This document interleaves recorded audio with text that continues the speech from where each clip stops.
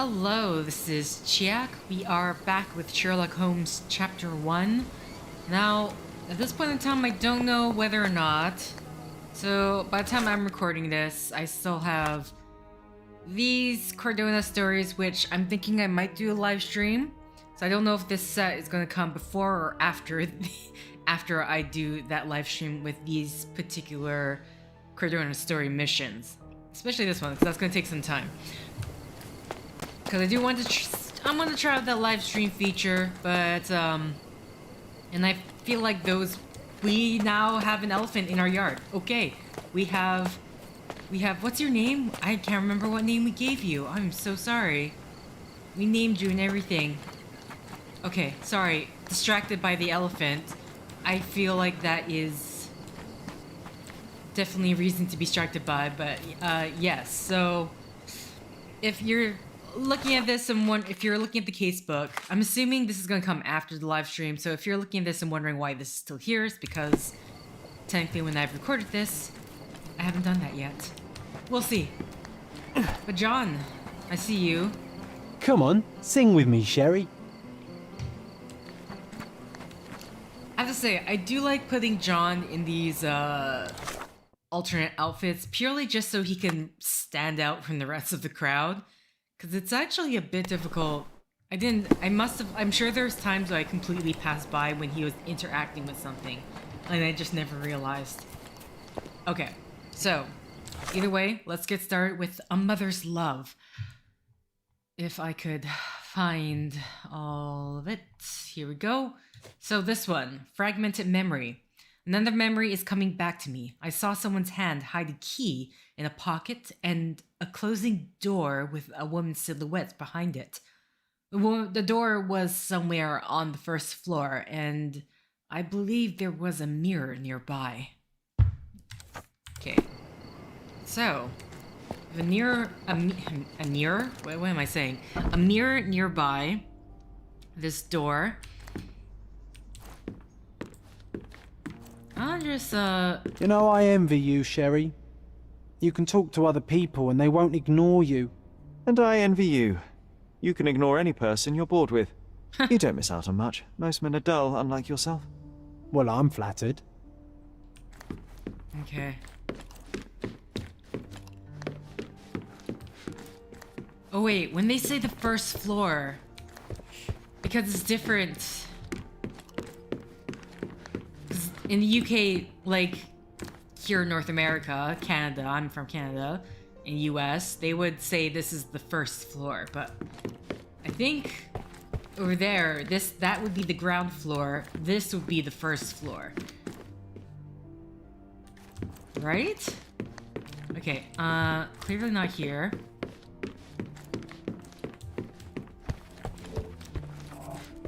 Well, yes, okay, there we go, we found it. I see. Well, this mirror is a lot bigger than I thought it would be. Anyway, look at this. I had a surprise for my mother. I was holding an ancient Greek vase, or rather, quite a big piece of it. You had a shovel with you, John. I remember now, we dug up the vase from Greek ruins here on Cardona, and were eager to show my mother right away. Okay.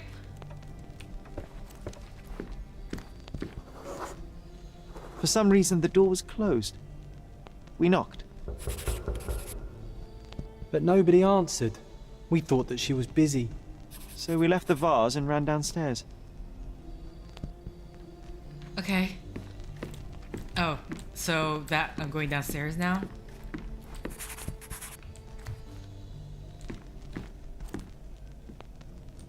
Oh, okay, yes. I was like, it hasn't turned up yet. I decided to gather some archaeological tools in order to take a closer look at the vase. But then we heard something, didn't we? Okay. Yes. It came from upstairs. Okay, he turned to look.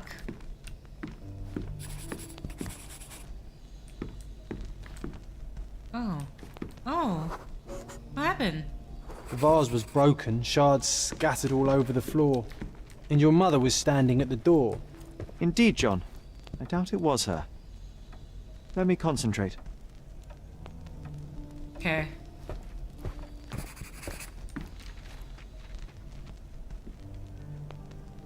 Do I need to get closer? Person angry male. Otto Richter was standing there, furious at us.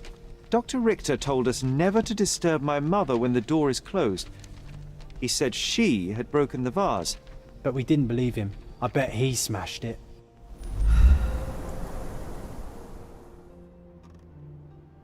Okay, the question is, why would he smash it? Now it's open. This is... The things are still here. Presumably Mycroft never felt the need to sort through it all. Or couldn't bring himself to. No. He would have put it behind him and moved on. My brother is not one for sentimentality.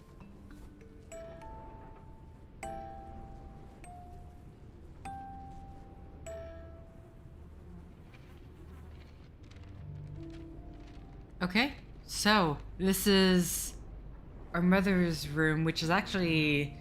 seems quite, I don't know if fragmented is the term I would... Fragmented? A mess? Yeah, I guess. I know, I mean, yeah. I guess compared to, Sherlock's room, it does look like a mess, doesn't it? Okay. So, where do we even begin? Look what I found. The White King is under attack. Sherry, can you save him and checkmate the opponent in one move?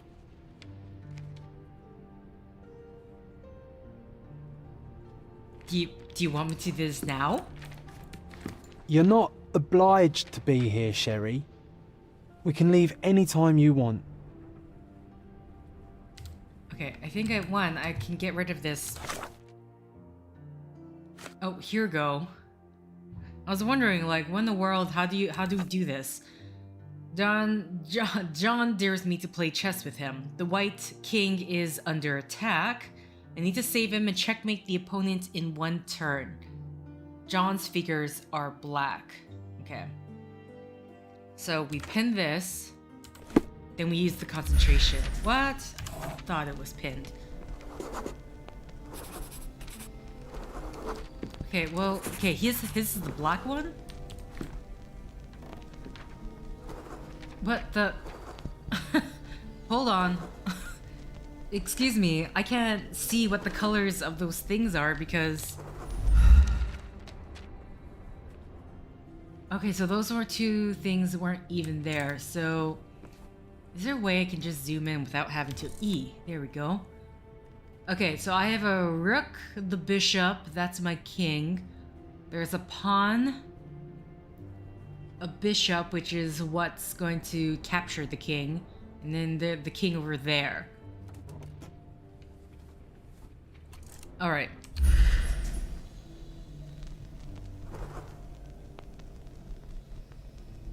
So I can save the king. That takes out the bishop.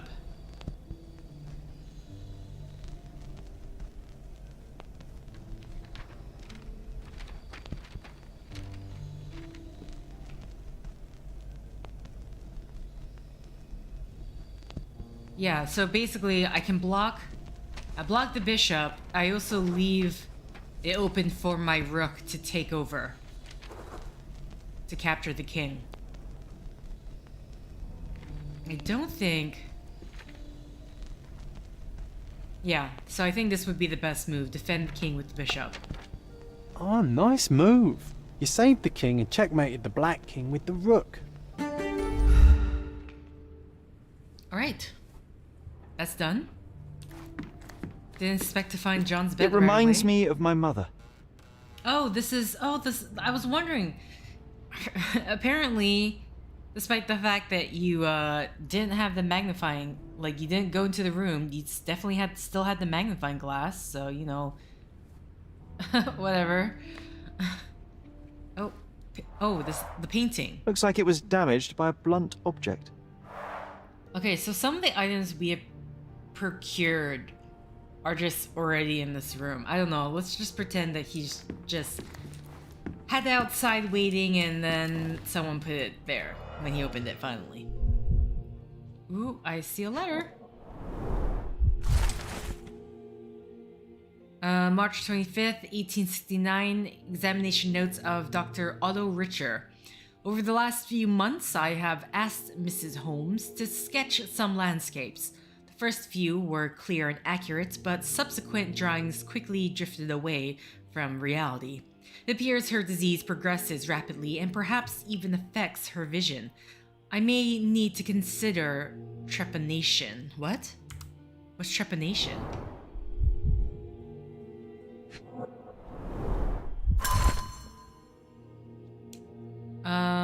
London. Okay, Seeger Holmes' obituary in the Times. London, August 21st, 1865.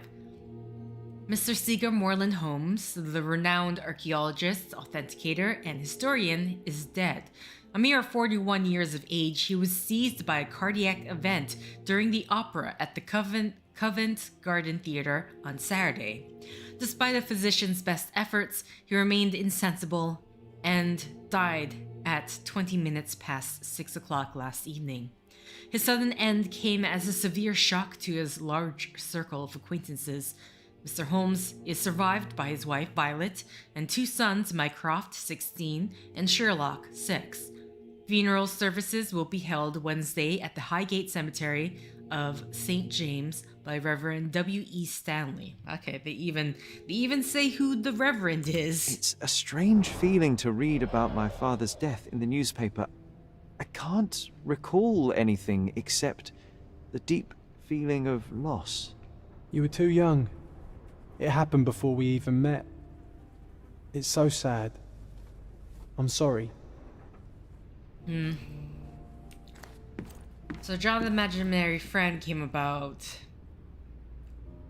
Father died, moved away. My mother loved flowers. They made her smile. I remember we would bring a new bouquet every week to make her a bit happier. That's why we collected all the violet flowers we could find on the island.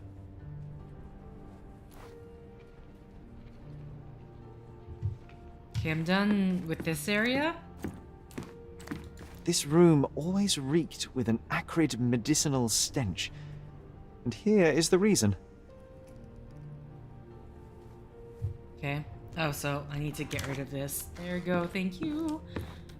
Right. A mess. Let's turn around. There we go. This picture was drawn by my mother. I recognize her hand. There's a date on it, 8th of December, 1868.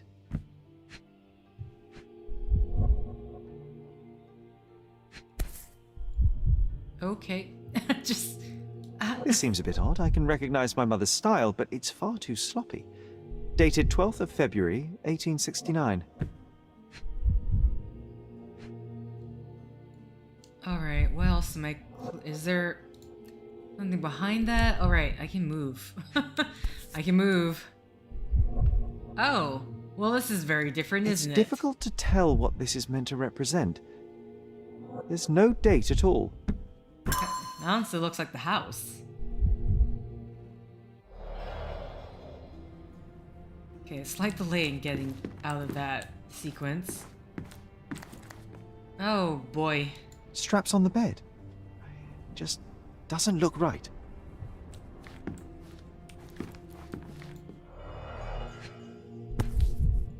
Potassium bromide. Seems this was the most frequently used medication. Potassium bromide, 1 gram dissolved in a glass of water, administered daily, not to exceed 1 dose in 24 hours, not to be given to children. 1 dram dissolved in a glass of water, administered daily, not to exceed 1 dose in 24 hours, not to be given to children. Bottle with sedatives.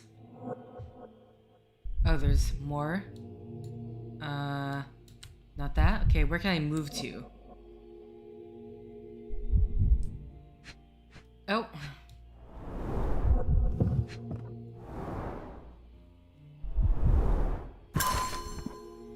February 1869, from Violet to Seeger. My gentle Seeger, alas, I am still yet to receive any correspondence from you. One presumes my previous letters are chasing you around the continent as you travel. I hope you are in good health and already on your way home. Forgive me my impatience, but life without your kind voice and bright eyes is scarcely worth living. The boys need their father around too.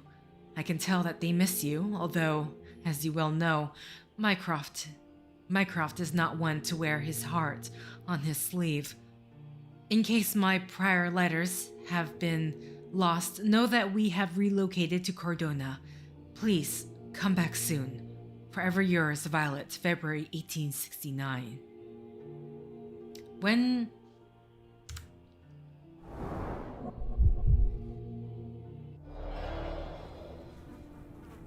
Sorry, when was his obituary? Because I thought they moved because of the father's death. Okay. 1865.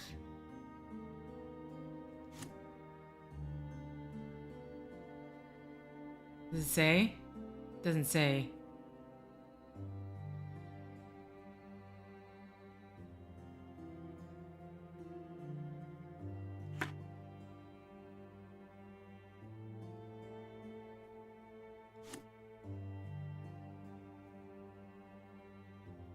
Yeah, it doesn't say. Maybe I misremembered that. Oh, I would love to take a bath right now. Not this one. Surface corrosion suggests it was prone to extreme temperature fluctuations. For medical purposes, I suppose.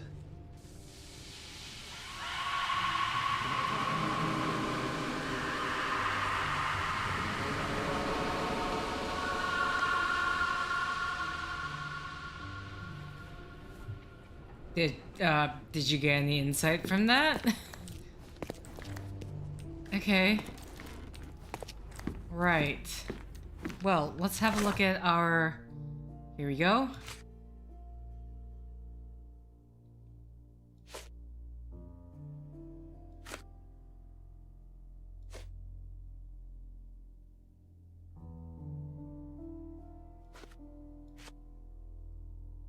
Memories in the manor.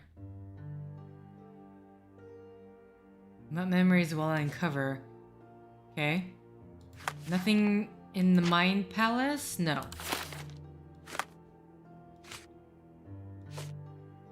Interesting.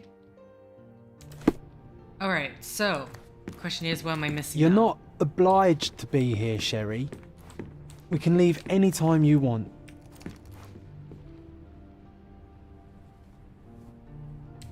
Actually, I should press Z. Oh, here we go. It actually shows you because it was yellow, so... Okay. Open? Open sesame? I don't know if I'm pressing my mouse wrong, but sometimes it just doesn't respond. Okay. We have a book. Observation journal. Sorry, journal.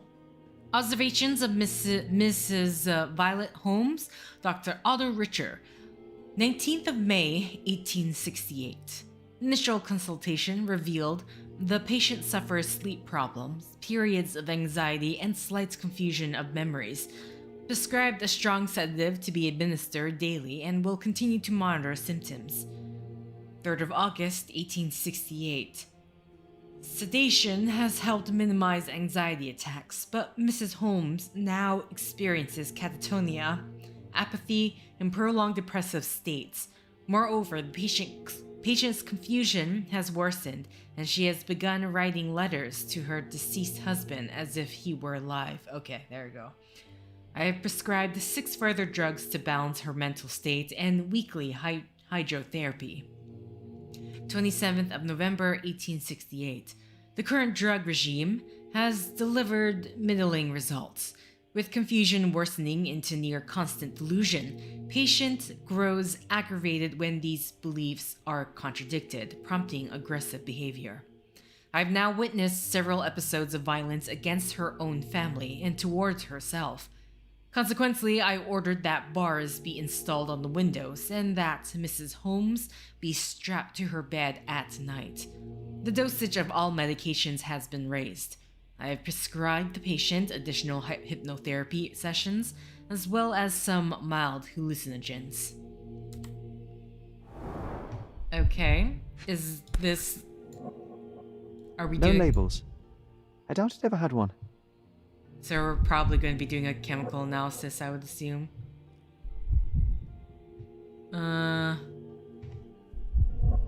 Okay.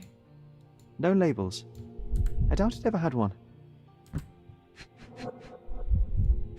Come on. Do you think the doctor could have used these tools here? I hope not.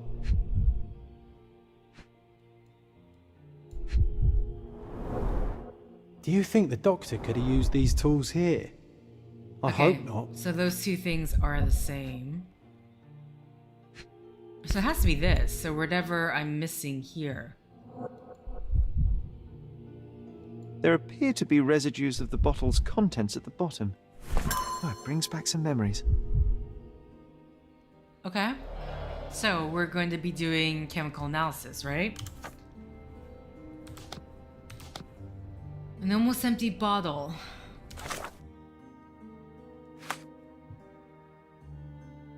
Chemical analysis. Oh, sorry, that's an E. I pressed F for some reason. Alright, minus 10. Wow. Minus 10. We have everything.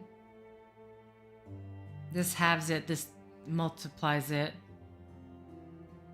I mean, hilariously, I could use this both here, but really don't have anything for this.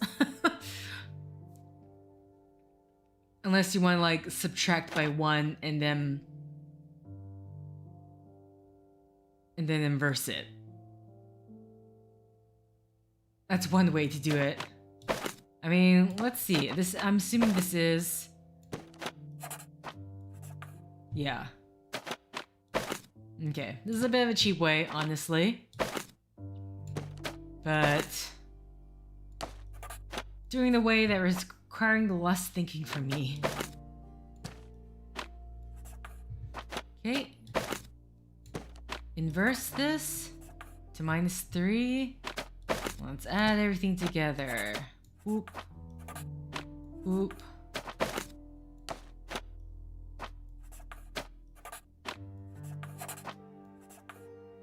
Okay. I don't know if they purposely made that simple or just I decided not to make too much. Yeah, okay, so this is the analysis identified the substance as a hallucinogen derived from mushrooms. It's like, I could put the work in, but no. After examining my mother's room, I started remembering a chaotic morning together. Okay, let's pin this. Oh, we have a lot of things. Mother was troubled. Mother was troubled that morning. Something we did upset her. Dr. Richter tried to calm her down. The broken plate shards were all over the floor. Mycroft had to change his suit as the one he was wearing was completely stained. Is it just these 3 points? We had to put the tray with Mother's morning tea down, but why? It's starting to ring a bell. I think it happened in the morning. Okay. Well, if you bring morning tea, then it would have happened in the morning. Oh wait, I don't need to do that. He'll do it for me. So, John. What's gonna happen here? Okay, well that clearly didn't happen because the tea is over there. Let's just see what our options are. What the?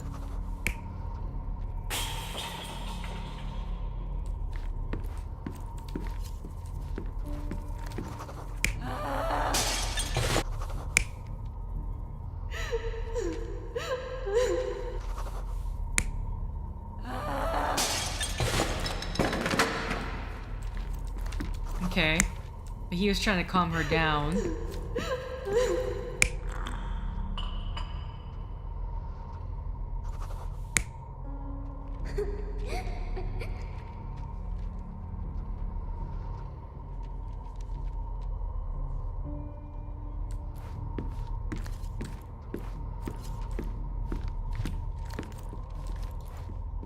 What was this one?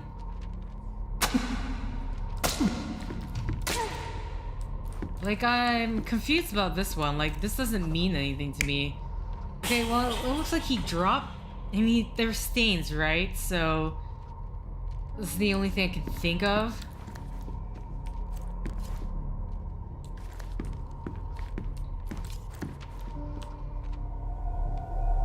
You're not even trying, Sherry. Concentrate. So maybe it was this one?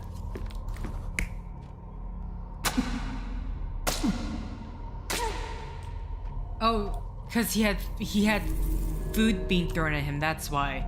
I didn't understand what that noise was. You're not even trying, Sherry. Concentrate. Okay.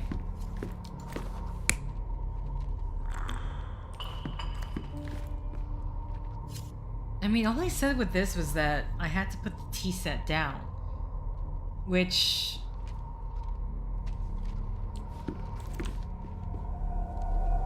You're not even trying, Sherry. Concentrate.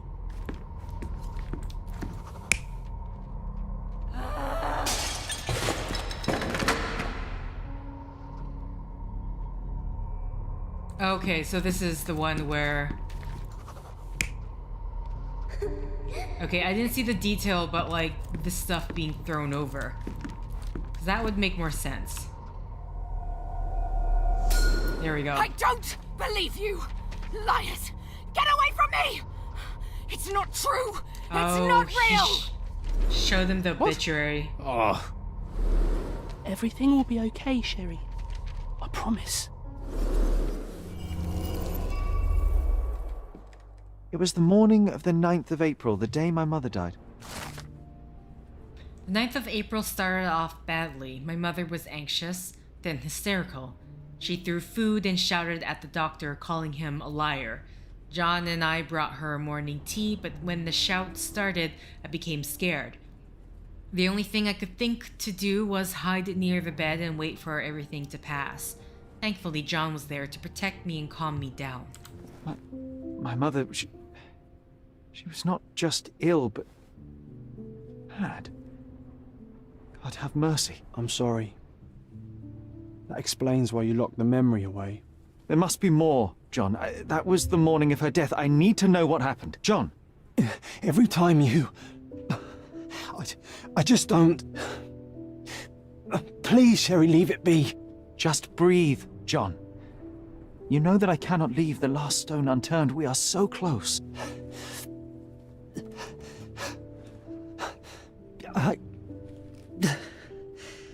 I know.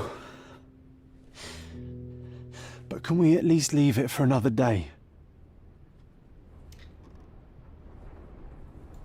Well, history tells us these memories are triggered by our investigation of other matters. I suspect it could not be forced even if I so desired. Thank you. How are you feeling about all this? Tell me, I'm not the only one reeling. It feels wrong, sad. Like they're the memories of another man. I'm struggling to reconcile my love for my mother with the reality of who she was. And worse, what possessed Mycroft to lie about it? There are precious few pieces of this puzzle remaining, John. Let us dawdle here no longer. Indeed. Wait, did you hear that? Yes. Metallic souls. What is this sailor doing here? Okay. Actually, let's take a look at the mind palettes as well. We brought tea on the day she died. I'm not quite sure. I mean, let's just see. Okay, I just want to make sure to cross it off, because that's how I end up missing a whole bunch of things last time. Oh, I wasn't aware that I could continue Okay, sailor. You're down there. You here for me? Could only assume so. I don't mean that in the way Sherlock Holmes, isn't it? Yes. I was looking for you. Okay. With whom do I have the pleasure of speaking? You could call me your new game. The rules are simple. I have something for you, but you alone must work out what that is. And that something is my prize, I suppose? You're a fast learner, sir. Okay. I noticed he has something pink under that cap there. Hi, yes, what's this? Pink paint in hair. Painted recently. Okay. Anything else? Ooh, old and shabby. So, is this, borrowed? Yeah, okay, so it's borrowed. No signs of hard physical work. So what is this game about, then? On the other hand, hiding something square-shaped. Artist disguised as a sailor artist. Anyway, a man dressed as a sailor came to my house declaring that he was my new game. A drop of pink paint in his hair portrayed him as a man who was involved in the art sphere. His hands showed no signs of regular physical activity, no corns, no rough skin, which is at odds with his mariner's outfit. Few artists know my name or where I live, so Vogel best fits the role of the game master. Considering the tiny square-shaped object in the fake sailor's pocket, I deduced he was employed at Vogel's art gallery, and the real reason for his visit was to pass me an invitation. Okay. Interesting.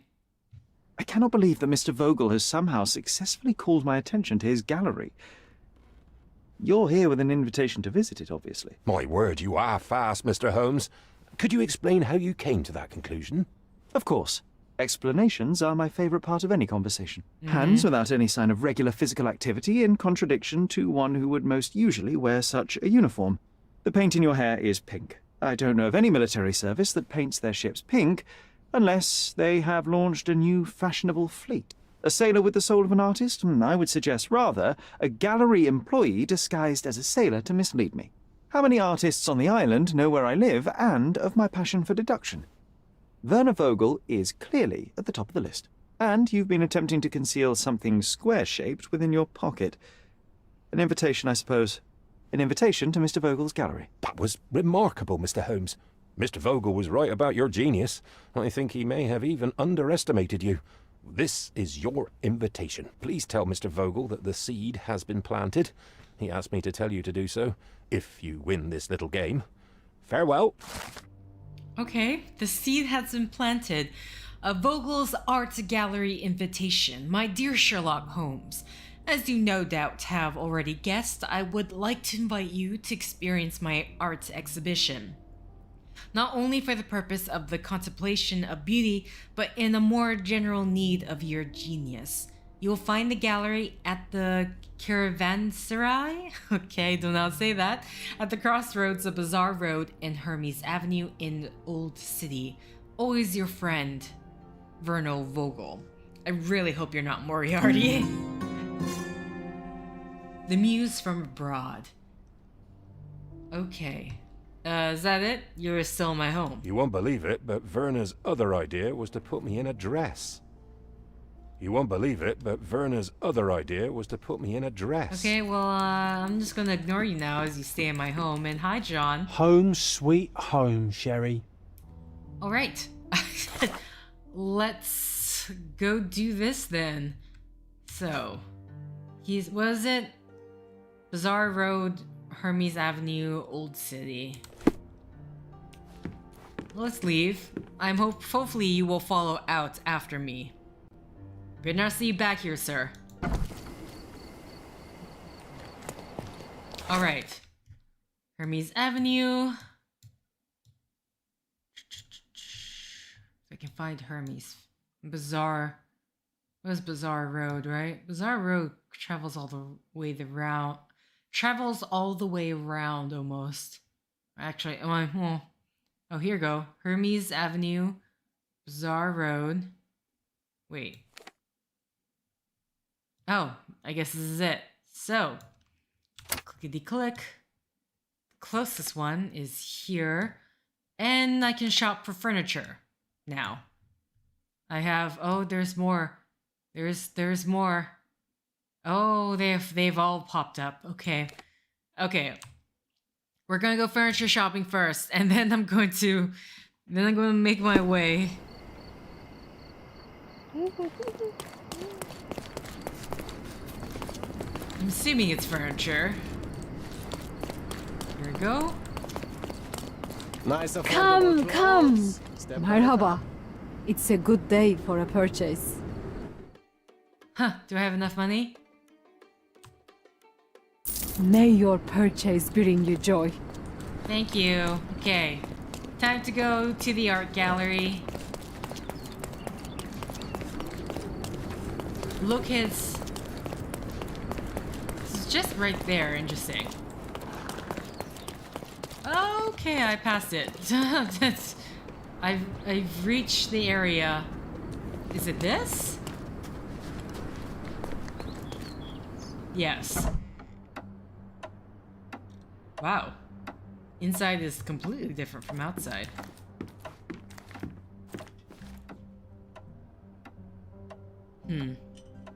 I know this is completely arbitrary, but at the very least, let's put on the jacket. Just make ourselves look a little nicer.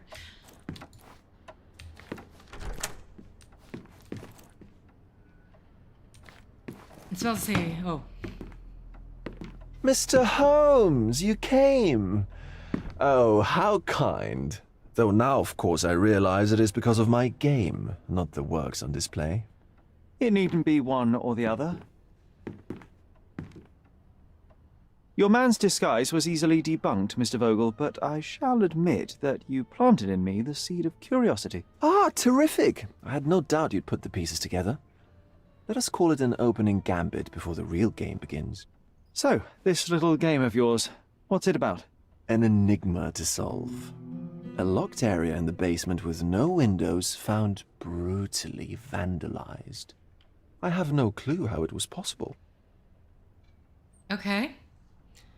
Also, that lighting at the beginning, like, this guy has to be Moriarty, right? There's no way. What about this intrusion? What happened? Last night, I was about to leave the gallery when I heard a noise downstairs. I went to the basement, but I didn't see anything out of the ordinary. It was admittedly a rudimentary inspection. It is not uncommon to get rats down there, so seeing nothing of note, I left and locked up the building. When I returned this morning, alas, I discovered that part of the exhibition had been torched, and there was no sign of the intruder. The mystery being, of course, that all the doors to the gallery were locked exactly as I left them. And the door to the basement is the only entrance? Correct. Tell me you're not intrigued. And this locked area downstairs, what exactly was it? The under gallery. It's always shut, and I'm the only one with the key. Ah, so this is your private collection, not part of the gallery. Oh, no. It's an exclusive exhibition of eccentric pieces. Only a select cadre of artists, investors, and collectors are admitted. Not everyone deserves to have their eyes opened. Well, this matter is certainly within my wheelhouse. This intrusion troubles me. Please take a look around if you're willing. The under gallery is through the door at the end. I will see what I see. Okay. So. He's called us to solve a case, but he's also calling to test us. Guardian, Spirit of the Waters, Odilin Raiden. What is that, Panda? Love and Pain, Edvard Munch. So let's just have a look at all the artwork then. The Luncheon on the Grass, Eduardo Manet? If these are real images, I do not know. Bullington from behind Charles Chet. Okay. Nothing about that. Oh, okay. A You lag. sure you don't like art, Sherry? Apparition Gustave Moreau. I'm gonna assume these are all based on real paintings. The Origin of the World. I'm sorry, why is this one covered by a plant? You sure you don't like art, Sherry? What kind of presentation is this? There is a plant right in front of... Okay. Alright. And then this just leads back to here. Did I actually look at this one? I don't think so. Pope Formosus and Stephen VI, Jean-Paul Lawrence.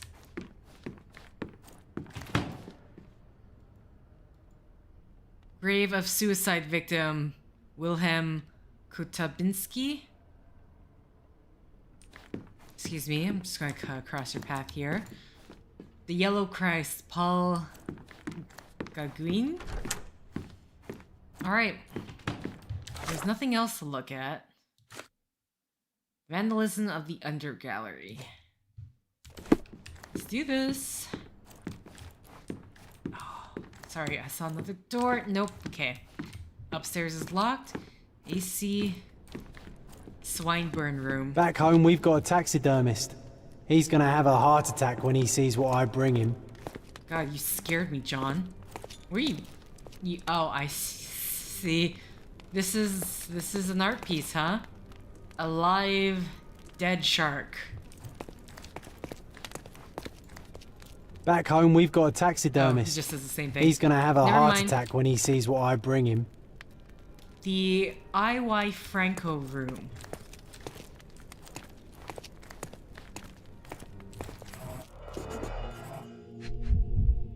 Okay, this is part... Anything else before I look at those? Old, and hasn't been used for a long time.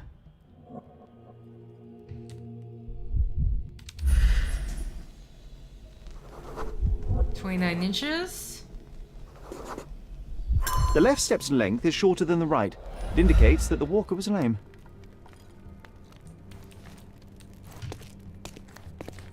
Here's me just wanting to look A at true art. artist never shows an unfinished piece. This... Okay, so for a minute there I thought those shackles were part of the piece, but... Thank goodness, not. What exactly... Okay. Hi, Crow. Sherry, how about some company in that dreary chamber of yours? Leave my loneliness unbroken, John. Come on, I'm clicking. No? A handprint of the thing from another world. But it looks fresh, and its coal origin ruins the effect of the extra mundane.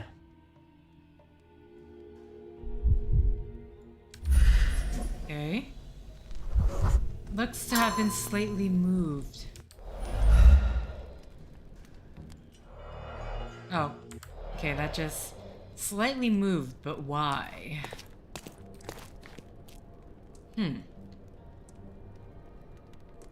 I was about to say you look like a normal painting, but at the same time, there's water purposely dripping on and through you. Does this have a name? Or is this just here? It just actually may be there. Okay. Oh? Well. Saturn devouring his sun. Oh, grim composition. Unflinching in its ferocity, yet somehow beautiful. The parasites of creativity. Or just a reflection of the artist's recreational interests. Okay. Oh, can I get rid of this now? Thank you.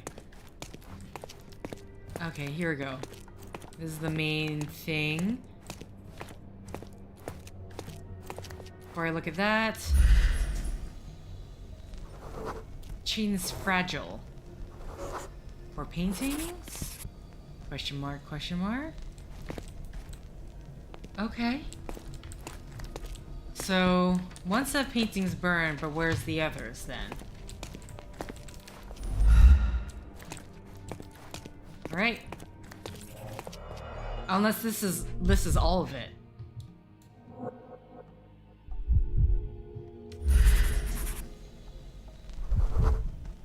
Ugh, sheer vandalism. Only an ignorant person could do such a thing. Alright. Says the frame is empty. Now, what else? Yeah, just want to see how far I can move, but I don't seem to be able to move very far. I'm assuming this is just here for my lighting purposes. Okay, so if I... oh wait. Cigarette. A Malpal butt. Okay, that's I'm assuming a particular brand? Coal fingerprints. I think we're looking for a man with a coal moustache. Alright. Accidentally press exit. Okay, John and I went down to the basement. Alright, here we go. In AC Swinburne's room, we located a coffin with a skeleton inside, which had been slightly moved. On the coffin lid, someone had left a coal handprint. A coal footprint trail had been left on the floor in I.Y. Franco's room. The left step is shorter than the right, which indicates lameness. Most of the paintings in O. Wilde's room has been removed from its hangers. A pile of ashes from burned paintings lies on the floor. But one of the frames appears to be empty. Near them, we found a Malpal cigarette butt with a coal fingerprint. Alright, so... oh, wait. There's literally nothing I can add together then. Coal footprints, intruder, gallery intruder is a smoker who limps. Okay.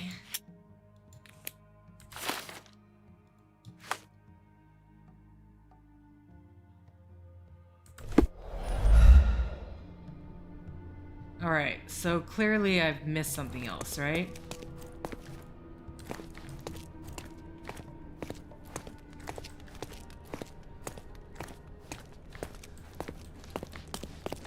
Okay, let's start running.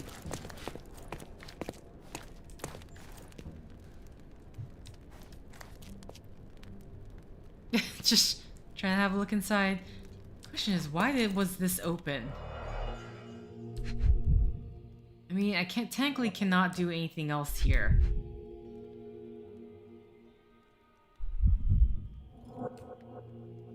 And why was it slightly moved? Oh, because the is that rib?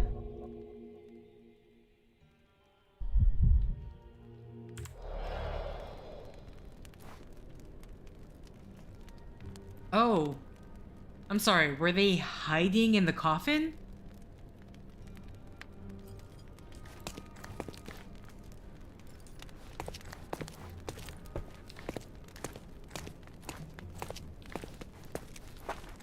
Closed with a metal bolt.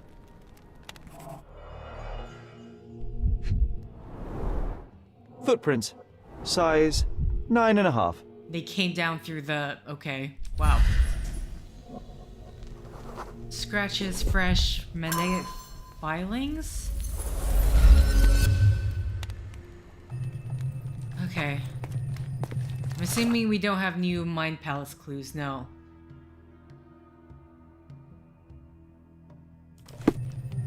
Magnetic filings.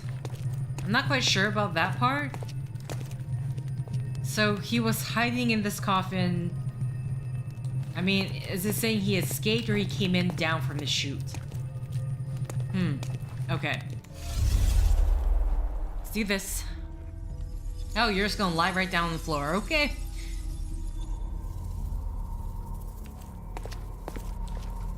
Actually, what's this? Let's look at all of our options. Okay, yeah, see, this is what I was thinking. Oh, so when the guy came down to check, he escaped out. Nope. Just checking. Okay, so it's just those two. So, we're gonna run over Sherlock here.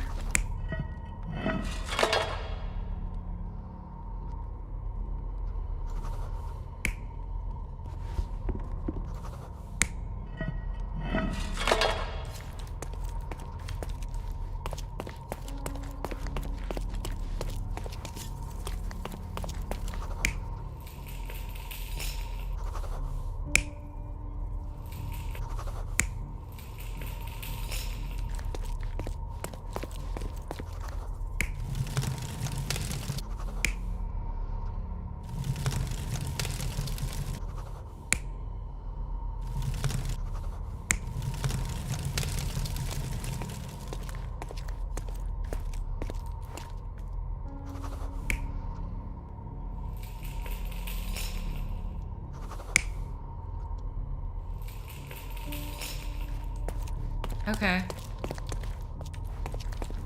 That's it, right?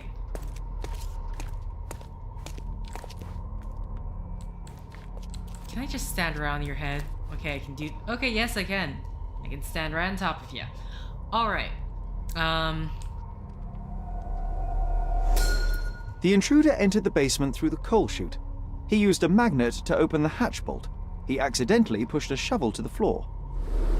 Vogel heard the noise. At the sound of his approaching footsteps, the intruder hid inside the coffin.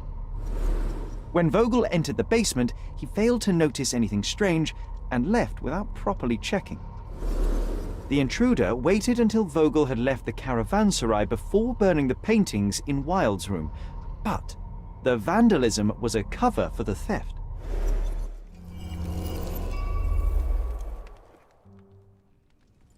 Alright, we're done now. Just the casebook? Okay, either way, let's talk to Vogel. I assume I shouldn't have to pin that. Other way.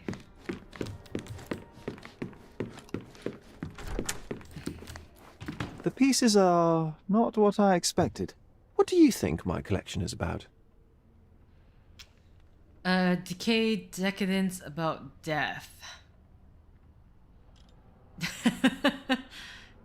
What was the... I mean, there was the one, the Goyer one with this, was it Saturn eating his son? Is that what they said? I'm not sure about decadence, though maybe it is decadence for all I care.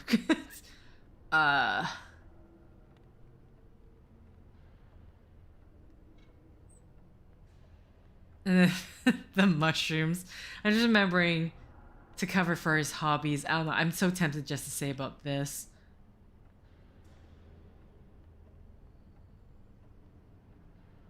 Then I find it hilarious that the shark.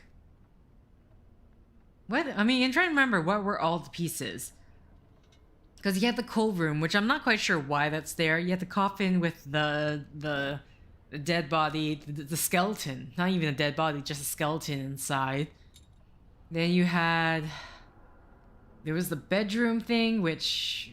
Who knows? You don't know what's behind that. Behind that, that tarp. Let's see. You have the Goyer. You've got... And the mushrooms. Dozens of priceless works amassed simply for the sake of it and presented without care. It's not about the art, it's about excess, yes? I don't know. Well, that's absurd. Of course you know. It's your gallery. There is no one answer, no singular truth, but many filtered through the subjective mind. That forgetting, embellishing, lying machine. Besides, what's wrong with a lie if it makes life more interesting?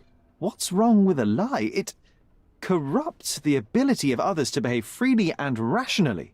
Men never act freely and rationally anyway. It matters not what is or isn't in the end. The only important thing is how you feel. And I simply want to feel and consume as much as I can. Don't you? Feelings are simply one's animal ancestry trying to wrest back control of the brain. I try to avoid the distraction. You try not to feel, even in a place like this? None of it moves you? To be frank, I struggle to maintain even a whit of interest in art. But Mr. Holmes, it is joy incarnate, mankind's greatest achievement. Mankind's highest achievement above all others is objective and rational thought. I see then why you dislike art, for it means whatever you want it to. Or perhaps, Mr. Vogel, I was lying. Aha. Okay, well... I mean, I... Mr. Vogel, my investigation has revealed that the intrusion was not merely vandalism, but theft. The limping visitor left your place with a canvas. That's very impressive. The intruder entered the basement through the coal chute. He used a magnet to open the latch and dislodged the shovel while doing so. That's the noise you heard yesterday. When you went downstairs to investigate, he hid in the coffin. It seems I should have checked the space more thoroughly. The fire was a clever attempt to hide a stolen painting, even if it didn't fool me. I found the remnants of an empty frame in the pile of ashes. The canvas had been removed. Do you know which paintings in the Wild Room may have interested a thief? Were any particularly expensive? Those pieces belong to a well-known artist named Boniface Mercurio. They're controversial, but not of a notably high value. Okay. This thief was familiar with the gallery, and he was sporting a limp. Do any of your clients or artists come to mind? My, your attention to detail is remarkable, Mr. Holmes. I should introduce you to Bosch's works. Alas, I'm afraid I cannot suggest a culprit. There's something more, is there not? I can see it in your eyes. Indeed. There is another intriguing angle. I recently received an anonymous offer for one of Mercurio's works. The sum was more than fair, and indeed could have saved Mercurio from his artistic poverty. But he declined it. Was it a performative whim? Some artists lionize pain and hardship as if their work would be worse after a meal and a hot bath. I cannot tell. But not only did he refuse the deal, he insisted on displaying the painting in the public space. I was hoping to change his mind, but artists are a special breed of stubborn. What was depicted in the piece? A bound woman, wrapped in robes, being penetrated by a red devil that stared at us, the viewer. The beast had numerous tails growing from his back, and a large crowd gathered around the pair, silently watching the orgiastic scene. Okay, well, given the nature of the other works on display, it's hard to see why that one stood out. What could possibly be its value? The evaluation of art is very subjective, Mr. Holmes. After all, art is everything. A poem, a bruise, the beads of sweat on your beloved skin. Even a masterfully solved crime. I'm not sure I see the connection. Regardless, the painting was one of a series called The Sabbath Night in Cordona. The works depict sex, violence, and other controversial acts that life, for better or worse, contains. Ah, I see. I'm not sure that you do, but that can wait for another time. So where can I find Boniface Mercurio? I know he lives somewhere in Old City, but couldn't be more specific. He's a prominent figure, so finding him shouldn't be a problem. Well, I believe I have enough to begin. Thank you, Mr. Vogel. Your gallery certainly has unexpected depths. I'm delighted to have been able to please a friend. In return, I expect you to come back with good news. Or at least with a good story. Okay. I guess we're just gonna leave then. Let's go outside and then have a look. Sorry. These doors, you need to click. Dead end. The Mind Palace is your compass in the intricate web of crime. Check it if you don't know what to do yet. Man, if I read that before, that would have helped me. Alright. So, I need to research... Fine, so I need to head to City Hall. Boniface Mercurio lives somewhere in Old City, but he doesn't know where exactly. He mentioned that Mercurio is a prominent person. Oh, wait. Yes, this painting sounded interesting.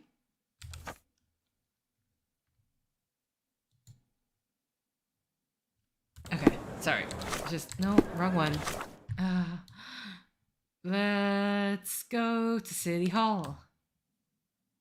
Then maybe buy some more furniture.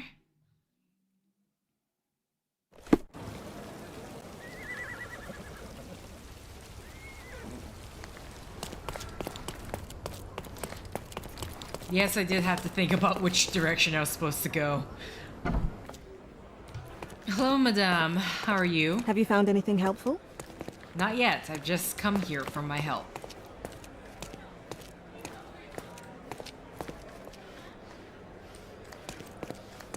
You know, I was having a look at the set where I couldn't... it had been quite some time before I could figure out how to get here, but I swear this... Because I was looking at a red light or something, yeah. I came here, was looking at a red light, came here to look at a red light, but then this door didn't open. Oh, maybe that's what happened. Okay, so one, that red light's a reflection. So either I didn't go through, but I'm not sure if archive. So I was literally just at the threshold of going through. My god. Alright, so... Citizens... Don't know the district. Oh, somewhere in Old City. Never mind. We do know the district.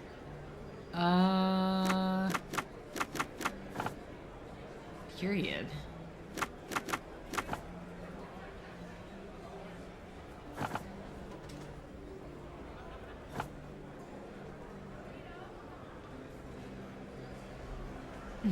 I'm actually wondering,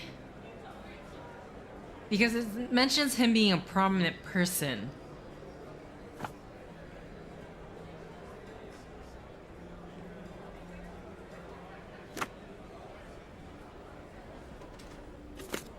I don't think this is... I think I might actually need to go to the newspaper. Because if we're looking up... Ooh, don't run over the woman. If we're looking up a celebrity, then... like, that's the only place I could think of in terms of their search... their search parameters, that you have a famous person listed. So... let's change our destination. I actually, yeah, you know what? I'm going to run there because... here, actually, I'll mark here first. And then... we'll make our way there. So that I can buy the furniture. Oh boy. Ooh, took a wrong road. Ooh, okay. This way? No, not... oh yes, this way. I can cut across through this building. I remember that. Oh, okay, damn it.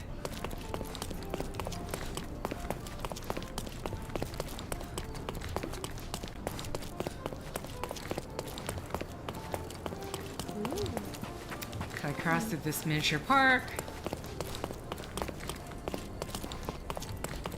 Is this getting closer?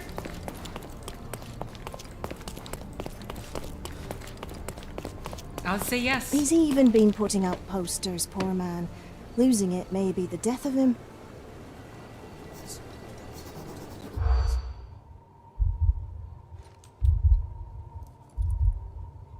Brother's been to London to earn his bread.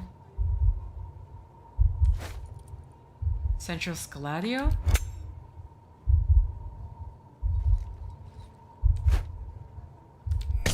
No?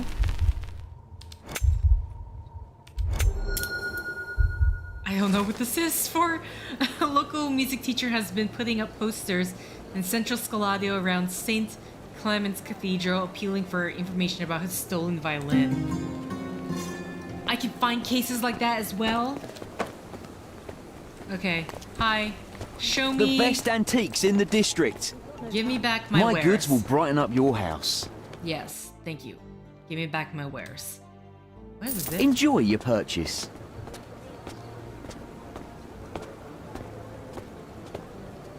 Refresh your interior. Okay, I can't. Well, okay, I'm gonna assume... Pick what you like. I literally cannot see. Okay, yes, the mark is gone, so we can do this now. So, bought myself a dressing table. Slowly building up the house. Extra! Corset or corset? So yeah, it's gonna be interesting when I do a live stream. Wait, actually, what is that is the case? So maybe I could just leave it for the live stream stuff for the Cordorna stories, depending of how much there is. I'm bypassing. Extra! Oh wait.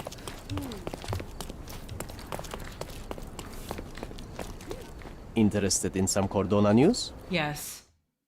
I would like to buy this news. Corsair. Check the front page. You won't regret it. I'm very curious of what this message says.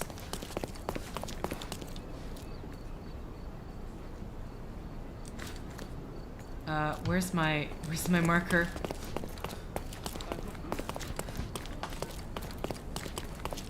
Okay. Oh wait, literally right beside me. So let's have a read of that. John's diary. consequences. Corsair or Corsar. In their disregard of decorum and law, Paul Perks, former champion of Cordona yacht racing tournaments, has been revealed as a woman in disguise. The outlandish case involves deception, seduction, a dead businessman, and an elephant in an intricate plan of self-enrichment. Perks has denied all allegations and refused to disclose her true identity. The imposter's unusual murder defense was that she was too good to be caught, and hence could not be the person responsible. That is a terrible defense. The victim, Theodore Gilden, is survived by his daughter and their unorthodox pet, the aforementioned elephant. The creature was taken into the care of a philanthropist who wishes to remain anonymous.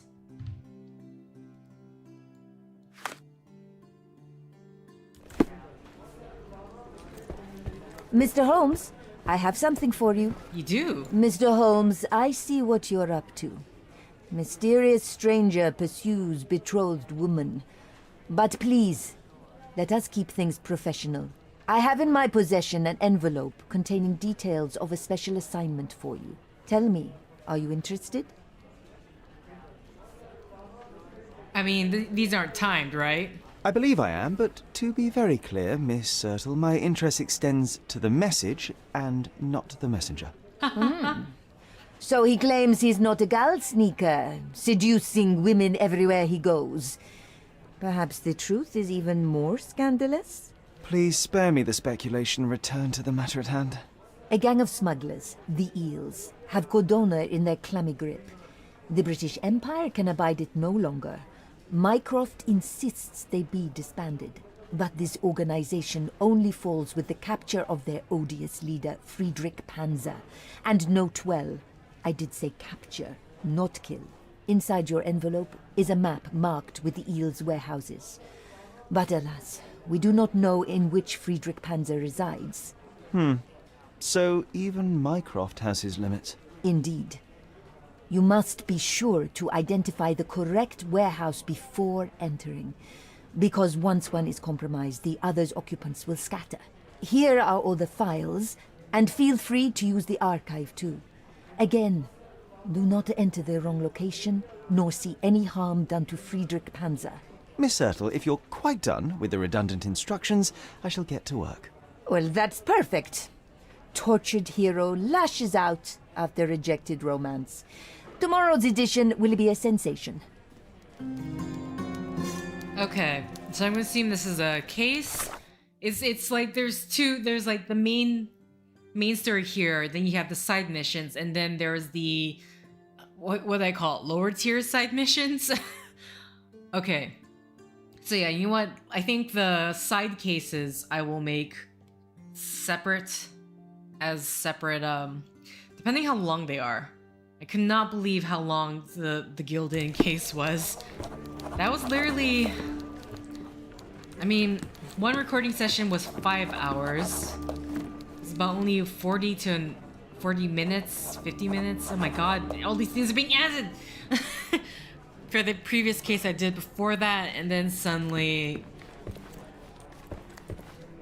the Gildan case took forever. So, people, celebrities, district, old city, articles, interviews. Okay. Looks like, yeah, Mercurio.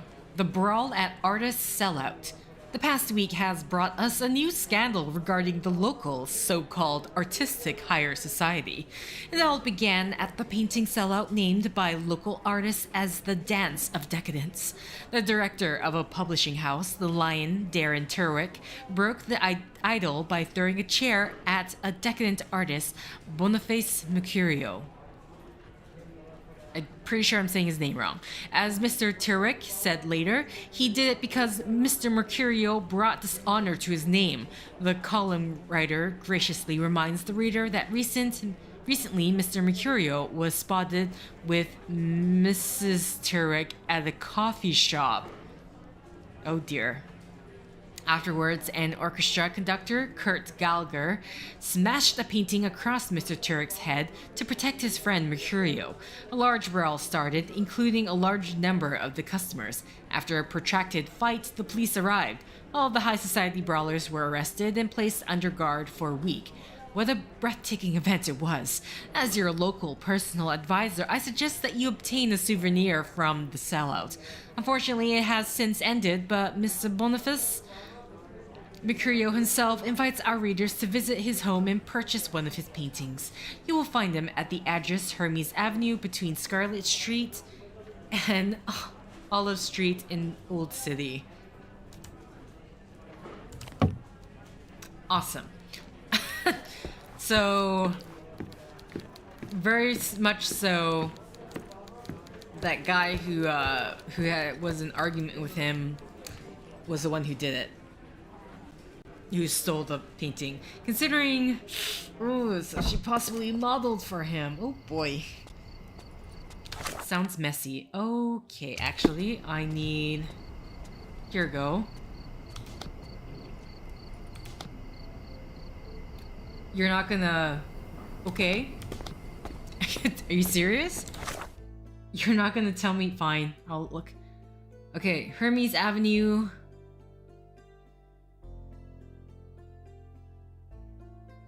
You'll find him at the address Hermes Avenue between Scarlet Street and Olive Street. Scarlet Street and Olive Street. I don't know why I exited out when I could just go to the map. Scarlet Street and Olive Street? Where are you? Where are you? Where are you?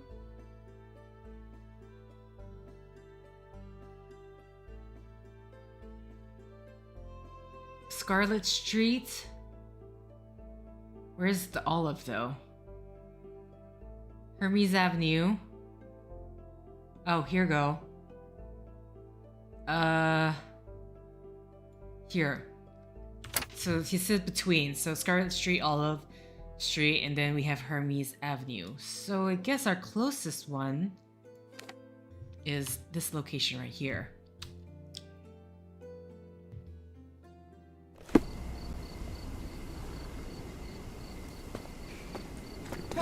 Sorry.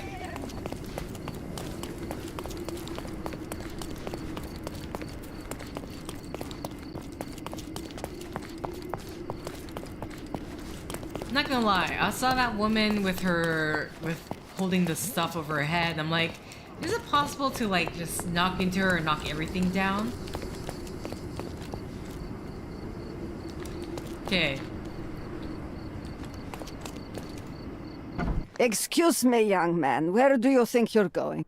Greetings, Mum. I'm looking for the... I don't care who you're looking for. You shall not pass. No visitors allowed. I wish to buy a painting from Mr. Boniface Mercurio. Is he at home? Dearie, tell me, because old age has made me blind. Did someone write Information Bureau on my forehead? Because I'm not here to answer your questions. Entry is for residents only. If you aren't a resident, please leave, or I shall report you to the police. Okay. You are the same character model as the old lady from before. So I need to look like an artist? What's the... Like, here's my problem. What exactly am I dressing up as? How am I dressing up? Landlady said only residents were permitted to enter. I guess I'm not as tanned and unkempt as the bohemian artist. So unkempt. Do we have anything? Not really.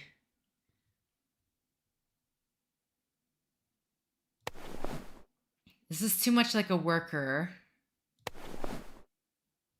I don't know. Do I...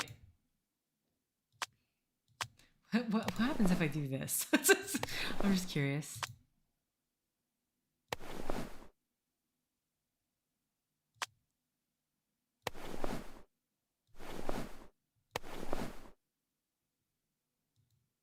I don't know if I got anything for this. I mean, let's try, but I'm not sure if this is enough. Is this unkempt? Is there something specific? No. Visitors allowed. Okay.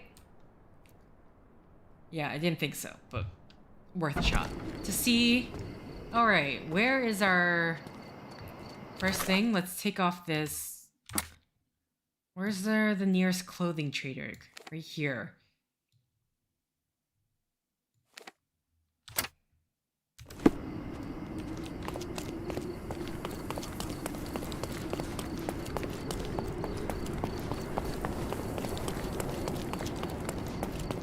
Okay, first off, let's get rid of this.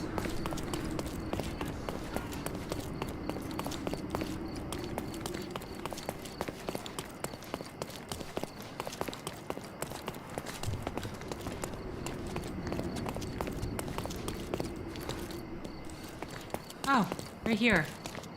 Okay, I'm just... Wait, this is a bookstore. All fresh issues are sold out. Oh. Okay. Wait, oh, that's not a clothing store, that's a bookstore. My bad. I thought that was the clothing trader. Oh, that's what the clothing symbol looks like. Oh boy. No, I can't.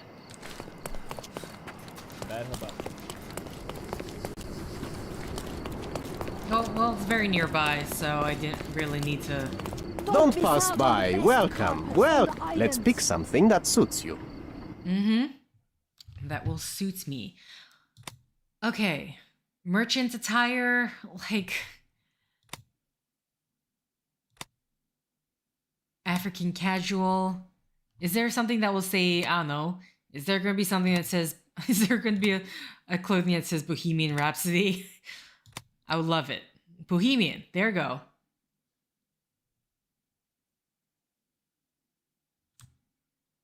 Let's just buy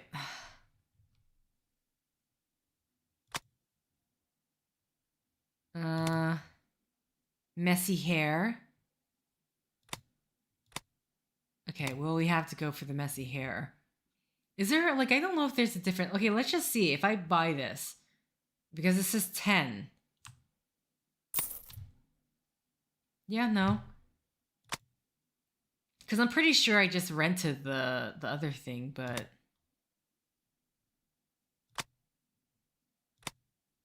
Designers... Effortless cool with only an hour of daily maintenance. Okay, well, I feel like this... Oh, wait, artist bristle. Okay. Anything here? Black eye, glamour, artist tan powder.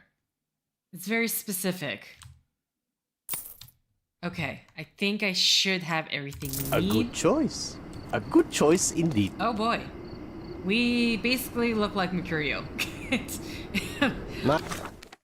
Alright, so back to... Man, I ran all the way and it's actually really close nearby. So if I take... Nice affordable clothes. See if I can Step right up.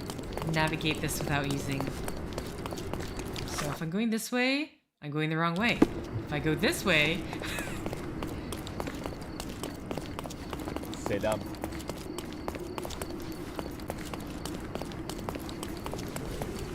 Head north.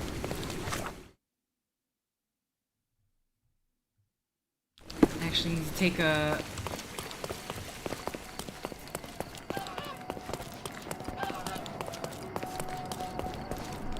Going the right way?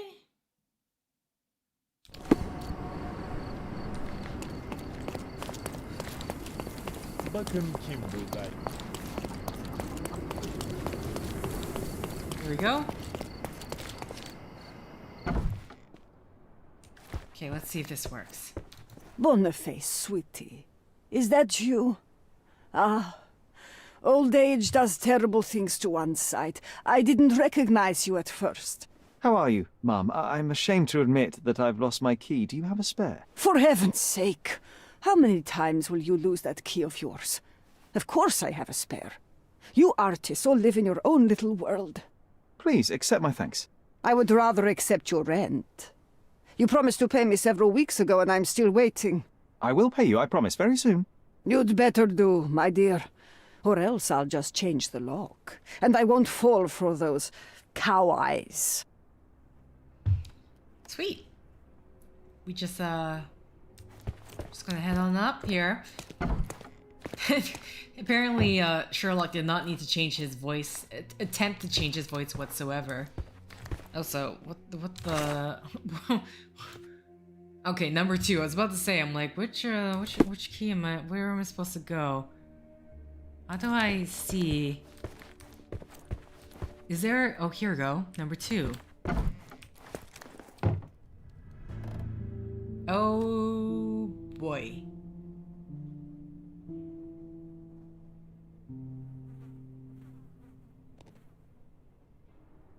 Well.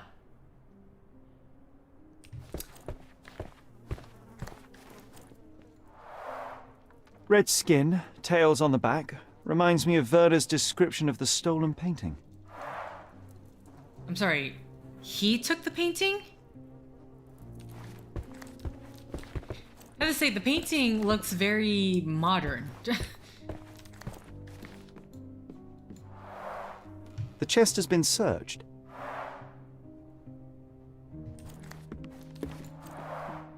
Aunt May whiskey, brandy bucks. Quite a collection he had here.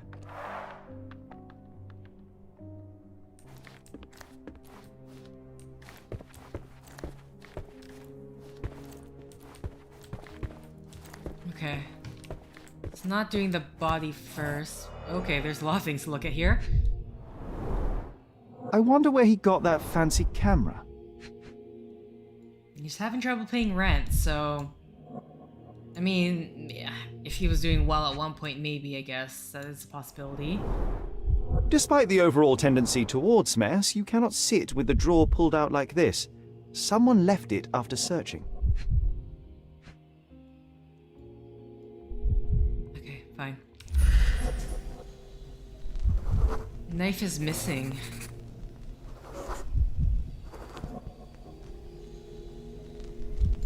Can I grab it? Or can I only grab it?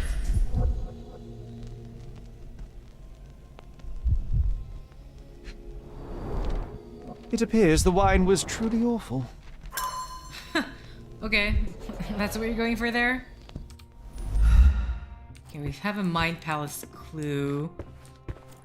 Let's check this room out first. I mean, photo developing. The photograph was not pulled out in time. Such a waste of material. Don't tell me we're gonna have to do... Look at this, John. Isn't it our stolen demon? Uh-oh. So basically, oh, so this is blackmail then. The photograph was not pulled out in time. Such a waste of material.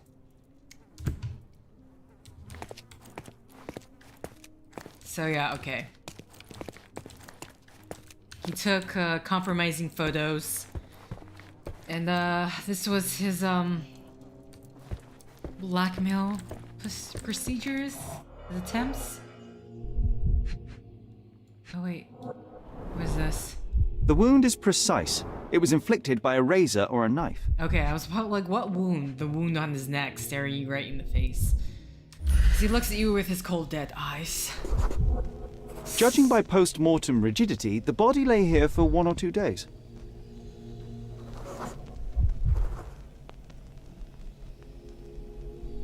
Okay, bruises on knuckles, but he didn't say anything.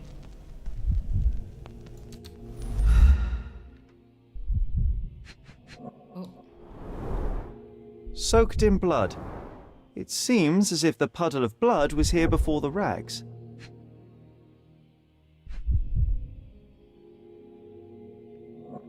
The puddle of blood was there before the rags. I mean, were they trying to clean up, or... His foot, I don't know, the angle of his foot looks a bit weird. But nothing too distorted, I don't think. Okay.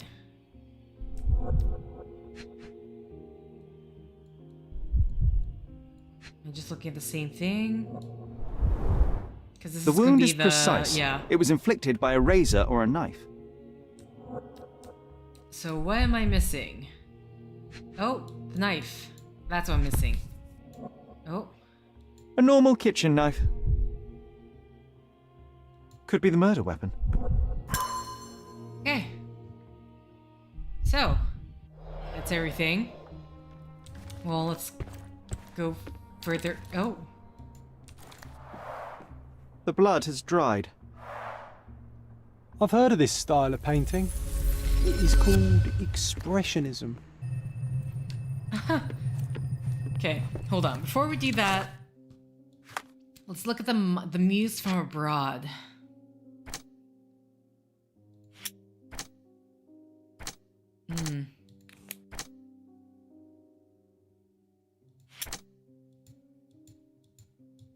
Okay. Searched. I don't see how any of these things add to the case here.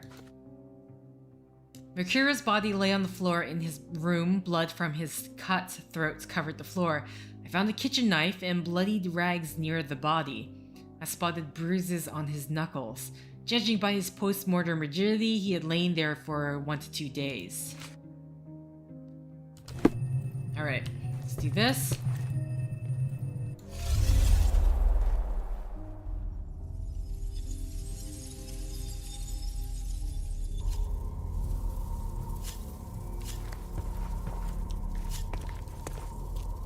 Okay, so already here, the photo, Mercurio's there.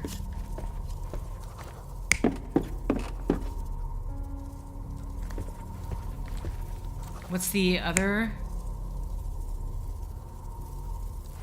He was looking at the painting, okay?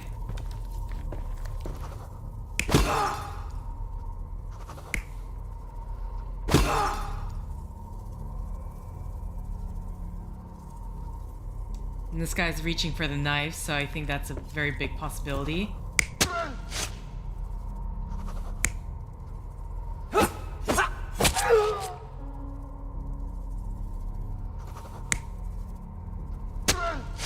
Okay, well, it's not suicide, so... He kicked him?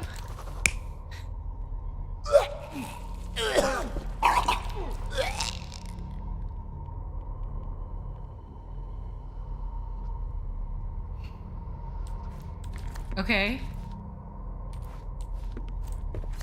Oh yeah, he fought. Okay, here's them fighting. That's when his... Okay, so it would be in this, if you're searching for something. Mercurio was developing photographs when the intruder snuck in. Mercurio heard him coming. While the thief was searching the chest, the painter ran towards him with a bottle in his hand. He smashed it across the thief's head. The intruder had no choice but to defend himself, and the weapon of opportunity happened to be a kitchen knife. Mercurio stepped aside to grab the painting, but the wine-blinded thief attacked Mercurio's throat. When the thief came to his senses, he saw Mercurio bleeding on the floor. He grabbed the rags and tried to bandage him, but it was too late. Why did Mercurio attempt to snatch the painting in the middle of a fight? To strike the intruder? Not with his painting, it was too important to him. Okay, I didn't realize he was trying to staunch the bleeding.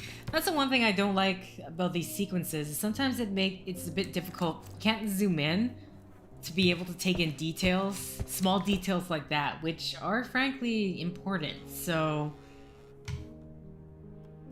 doors creaking open.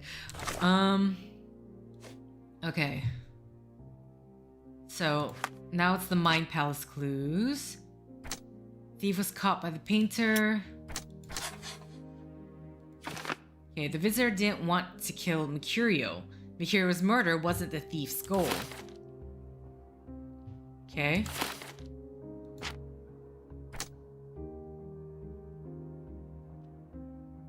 Is that it? I mean, at this point, I'm just trying to... Okay. So nothing else works for anything else. That's the only thing we have.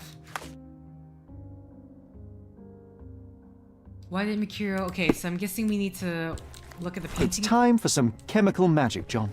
Okay. And then here, can I grab the... No. So it's just the... We're just doing some chemical analysis on the painting then. Alright. We found this painting on the floor. Mercurio's fly is stained with his blood. Oh, so he painted something over. He hid what he was... Okay, so we have a -2, a 1, and a 2. 4...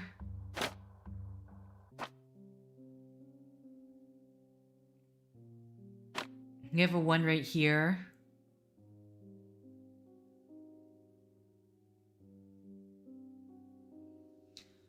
Just looking at all my options. 3... Sorry, not 3. 4, 2. Interesting enough, if I, like, reverse this one, I would get these numbers. The only issue... Oh, no, wait. Never mind. It's a non-issue. Because... I can just do this one. Subtract. And then I add these two together.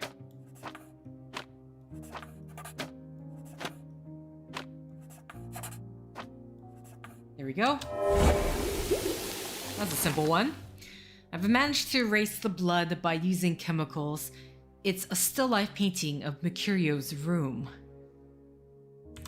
I mean, I imagine the thing that can make the chemical analysis difficult is that you have so many options that you could, if you confuse yourself trying to make it harder than it actually is, because that's definitely something I potentially could do. But luckily, I have not really done it thus far. Or not too badly. I've managed to erase, so we have this symbol, which I actually do not know. I can't recall what that's... Not settings. Back. Find the use for the item. Okay.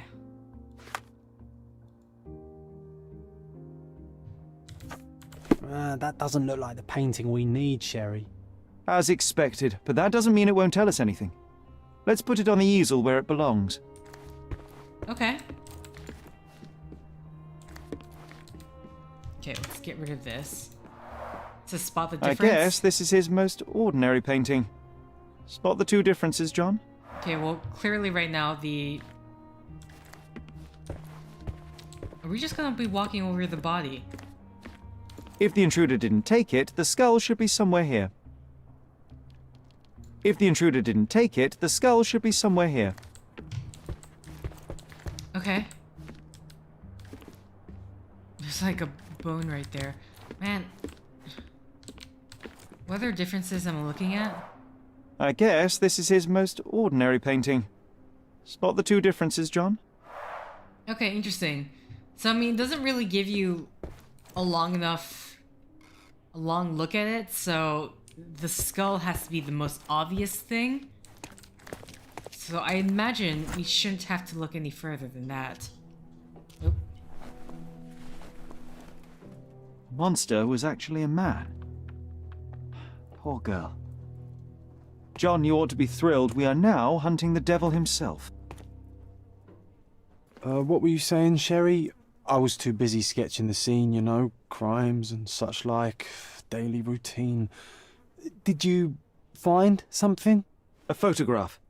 It depicts a man in a red suit with tails sprouting from his back and multiple people in masks watching the scene. It all adds up. But the act of love, it wasn't given willingly, John. It was a violation. And the girl, she was with child. Give that to me now. Did you recognize someone? No. Although the victim is not from Cordona, she is African. Look at the ritual scars on her face. Get that image out of your brain. You have to continue the investigation. I must speak to the landlady. Perhaps she saw or heard something. Sherry, you cannot tell her the truth about Mercurio. It will hurt her. John, that's illogical. Sooner or later, she will come here and discover a corpse, and I still need to talk to her. Just avoid mentioning corpse, all right? Stick to the character. Tell her to call the police. I'll take that into account. And wait here. I've redrawn the people in the photograph. Now you can proceed with your investigation without those horrific details. Okay. Oh boy. I don't know. Let's, photograph a violation. Not again. Oh, wait. Those two things do tie together. Visitor might have wanted the photo. The visitor's intention might have been to locate the terrible photograph.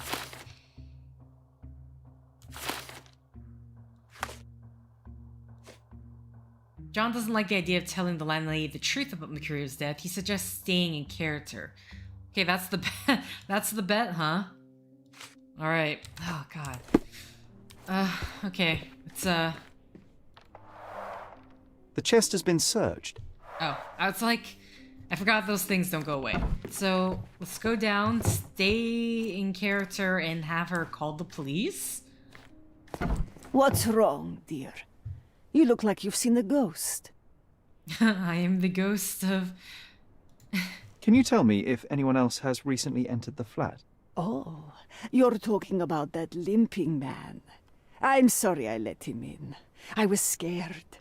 And I thought maybe he would motivate you to find money so that you would pay your rent. No offense, dear. Can you describe him? Oh, so you weren't at home. I was so certain you didn't leave your flat that day. He was of average height, had a limp and a tattoo on his neck, and he was smoking Malpal cigarettes. My husband used to smoke those. They have a horrible smell I can recognize from a mile away. Okay. Can I ask a favor? Of course, dearie. Please call the police and ask them to enter the flat, and don't look inside until they come up. What? What trouble have you stepped in this time? It really doesn't matter. Thank you, Mum. She's now gonna think... She's gonna think a ghost talked to her. Okay.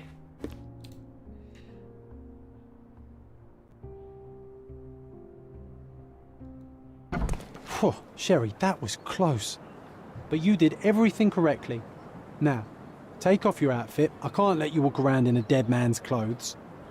Yeah, that would be a bit... Okay, it's changing for me. Look at that. Oh, excuse me. That is not a proper... You did not... you did not do a proper job of this. I am not keeping this stubble. I'm gonna go fresh-faced. At least you changed your hair. Okay. So. Oh, that's it.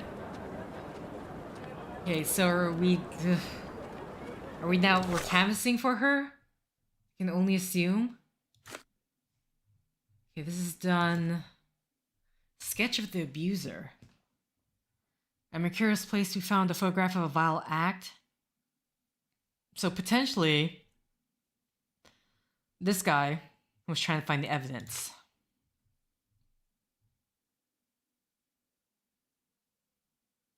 In this painting, it depicts a pregnant woman with tribal scars on her face. Oh, I need to talk to people to find her. Because that's what... Okay, would people talk to me here?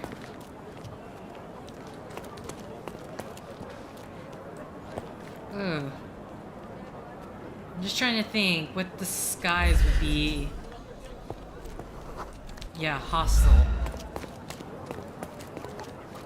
What are the chances that you would know? I doubt it. Oh, I can't even talk to you.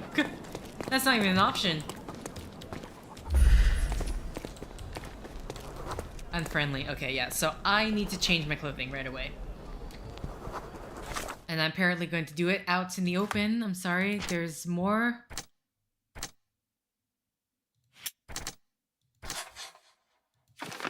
The gallery thief was in Mercurio's flat. Okay.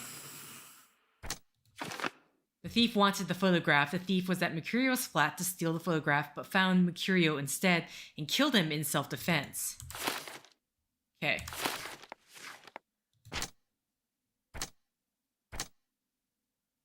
A photograph of the violation. Cold footprints. That's nothing to do yet. Okay, so oh god damn it, I keep... No, it doesn't matter, but I would feel weird if I didn't have him change in this corner. Just gonna change out in the open in front of the police officer. I don't know. Yeah, sure. I'm wearing a wind coat, despite the fact that I'm very, very warm right now, probably in this. Who can I imagine this kid will know. Sir, do you know? Help me, please. What a coincidence. I only learned of this recently myself. The scars on the girl's face seem to be from Muse ethnic group tribe. The only place where you can find Muse people in Cordona is the refugee camp located under Victoria Bridge between Scaladio and Silverton. Scaladio and Silverton? Scaladio and Silverton. Which? Victoria Bridge. And, well, it's right there. Should I walk there? Because the very fact that I found, just from like eavesdropping in, because there's like, it legitimately gives you a reason to be walking around in case you come across new cases like that. Sorry.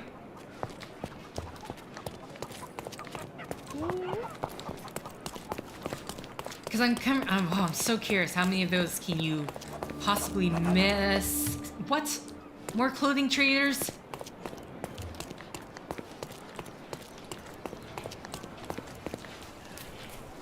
I just want to see. It's actually really pretty over here. Not where I want to be, but it's really pretty.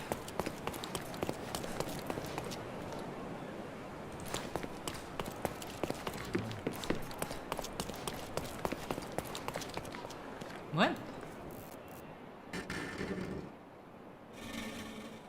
Oh, shoot, I'm accidentally doing... Did they put it there so people don't forget they are still in dear old Britain, regardless of the climate? Either that, or it's a reminder for the locals to behave. Okay. Hopefully... I haven't done that mission yet. Hopefully I've lost track of where I'm going. I mean, I should be able to revisit that. Cross my fingers. Oh, here we go. So people, chat, let me eavesdrop on you. I've never crossed this bridge. What?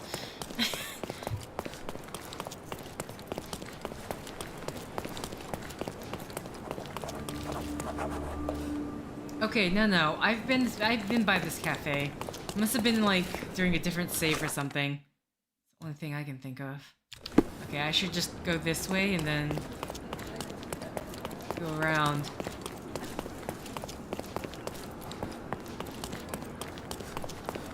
I've been by that cafe multiple times. I'm sorry. And thank God you're a immovable object.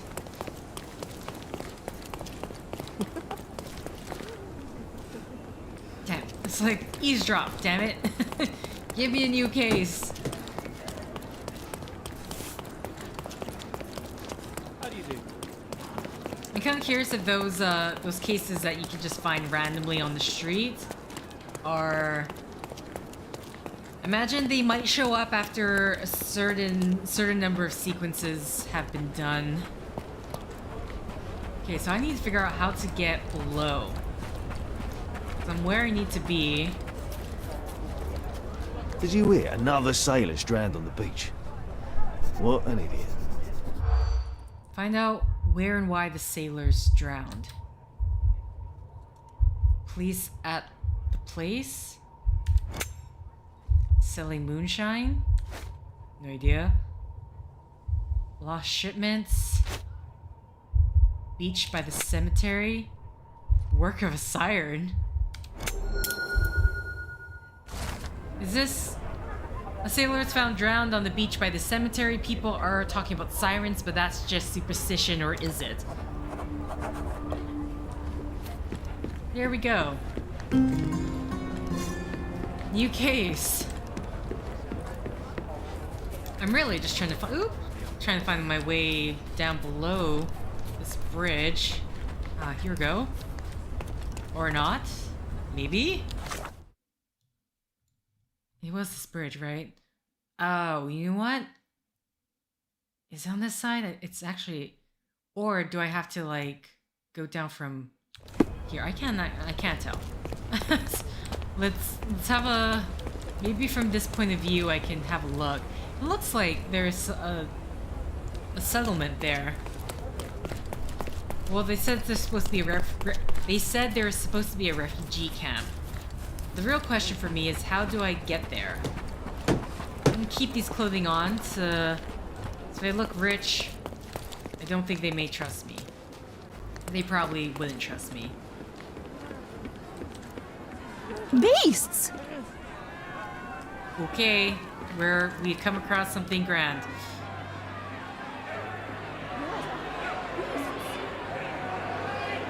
This is not good.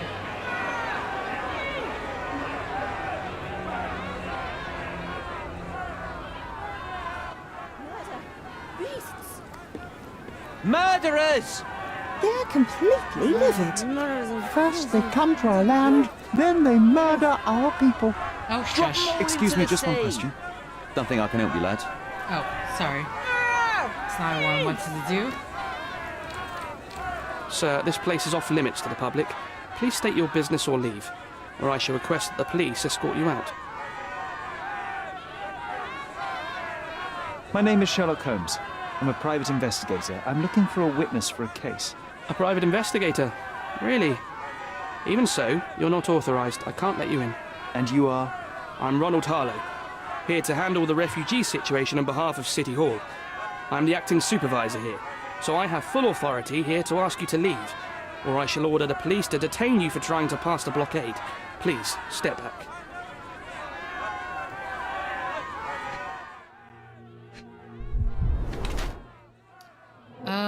Works indoors, poor lighting. Oh, is it the same thing? Wants to look authoritative, overdressed.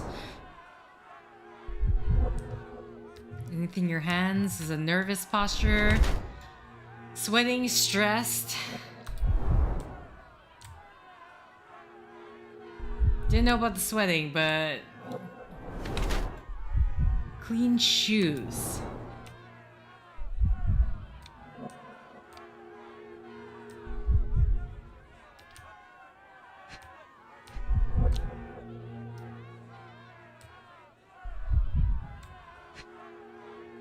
I mean, that's just going to be the same thing from before, right? Oh no, wait.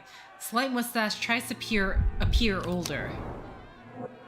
Tired pen pusher.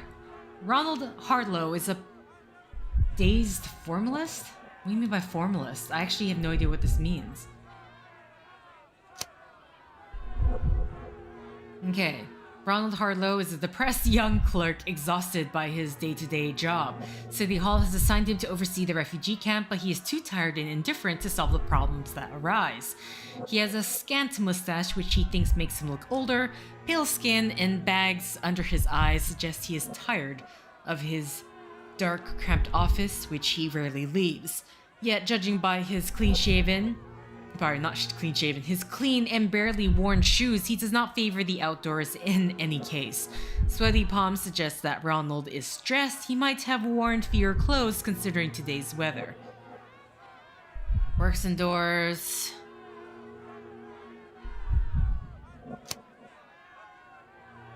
Okay, I'm curious what the formalist means. Is a pale young clerk who tries his best to oversee a refugee camp assigned to him. He is not very happy with such a responsibility, but he always does things by the book and executes all tasks he is given. However, he lacks the experience to deal with the problems outside his writing desk. Okay.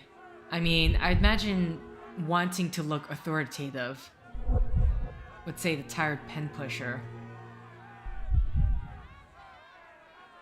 He is attempting to look older than his years by growing scant mustache. He craves to look authoritative by wearing smart clothes, but his look is out of place considering Cordona's weather.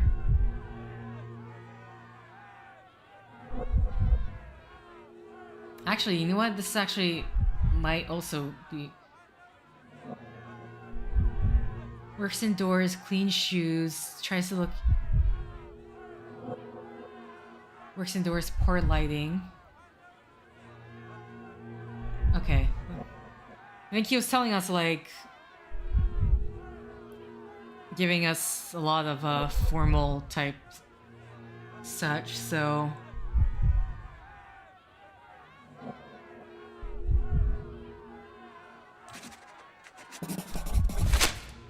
Okay. What about the murder that this crowd keeps shouting about? It's mere assumption. I assure you that the situation is under the police's control. I know you want to deal with this in the right way. You are obviously a professional and a responsible person, but you clearly have never handled a situation like this before. I am handling it, Mr. Holmes. Don't question my capability here. And tell me how you do it. You can't even calm this gathered crowd, and as for the police, they're not quite managing it either, are they? You consider yourself a problem solver, but until today, you've been solving problems sitting at your desk in a dark corner of a city hall room. Here, you need a more practical approach. What are you driving at, Mr. Holmes? I can help you to handle the situation if you're truly interested in solving things quickly and quietly. And how exactly would you manage that? Simply tell the police that I'm with City Hall and I'm permitted to investigate the scene. I'll work out the rest, but in return I need your help finding my witness. She's a young refugee. She's with child or was with child recently. Look, there is indeed a dead body inside the camp. So even if the girl you are looking for is there, all the refugees are now being detained and interrogated by the police. They won't allow you to speak with her, and I can't do anything about that until the situation settles down. So it's in our mutual interest to settle it. Oh. I suppose that things are bad enough that I ought not shy away from help. All right, Mr. Holmes. I'll tell the police to allow you to come inside. Just tell me when you're ready. Mr. Harlow, how did the refugees end up here exactly? Oh, so you're not from around here yourself? I've been away for some time, but I read the papers. Yes, this whole story has been in the papers for almost a year now. They were smuggled to Cordona on a ship from Africa. Smuggled? Then why didn't you deport them? The smugglers managed to sneak them to shore and hide them inside an abandoned warehouse.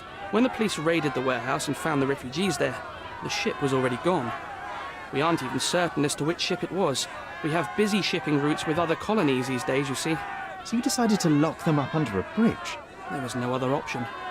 We're still trying to work out what to do with them.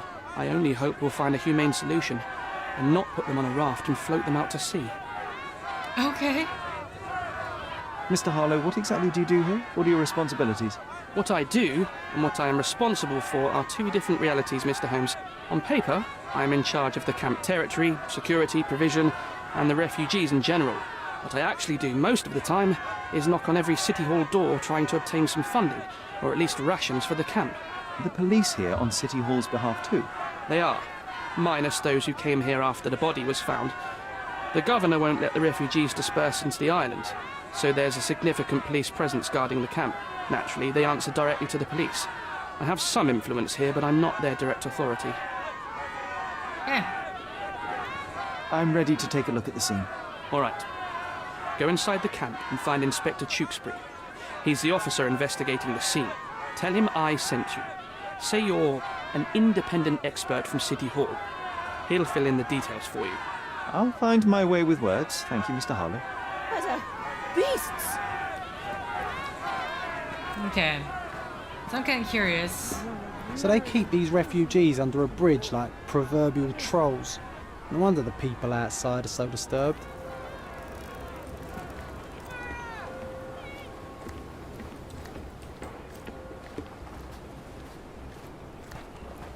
Who the hell are you?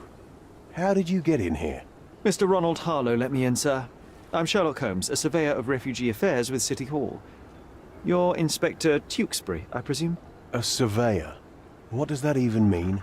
In short, I've been sent to conduct an extensive report on the incident for the Colonial Office, and to assess all the damage inflicted on state property. Got it. Another paperworm sent to count money and get food for archive mold. Go on, look around, but don't make yourself too at home. As if I didn't have enough problems before you appeared. Could you first tell me what happened here? What happened? People from the bridge above the camp heard a woman screaming and saw a mass of refugees attacking a man. Clearly not a refugee. When the camp guards came by, the man was floating in the sewage canal with a knife in his chest. Bam. A murder. Big news for Cordona. I'm sure. Thank you, Inspector. I mean, there's been quite a few murders already, so... Did you learn anything about the dead man? The fellow looks like a thug. I've had dozens like him fished out of the sea over the past 20 years. Ever since these refugees arrived, there have been people on Cordona with bad blood in them. My best bet is that this thug had something against them too. And no clue as to his identity? He had some items on his body, but nothing to indicate who he was or where he was from. I think I should catalogue his possessions in my records. Go on. They're on the table near the body. Okay. And the other victims? And none of the refugees were harmed? One fellow was cut. He's lying over there near their kitchen. He's in a bad way. You mentioned a woman screaming who attracted the bypassers on the bridge. Was she harmed? No, she's all right, but perhaps the whole debacle started because of her. She started wailing and the refugees stood up for the girl. And where is this young woman now? Back there in the shacks, same as the rest of the refugees. She's been questioned by my men, but she's just some refugee girl. Can't understand much English. Do you have any suspects yet? You're joking, right? I've got a whole camp full of suspects. And if you ask me, this bloke had it coming. Better bury him and forget about the whole thing. And now there's a crowd gathered at the camp, and my superiors say we must thoroughly interrogate the refugees. At least those who can understand any English. Do you believe that your superiors wish to get rid of the refugees? I think that both our superiors would rather keep the story quiet. Since that's an unaffordable luxury now, they're looking how to protect their public image. That's why I have to waste my time waiting for my people to turn every stone and befriend every refugee.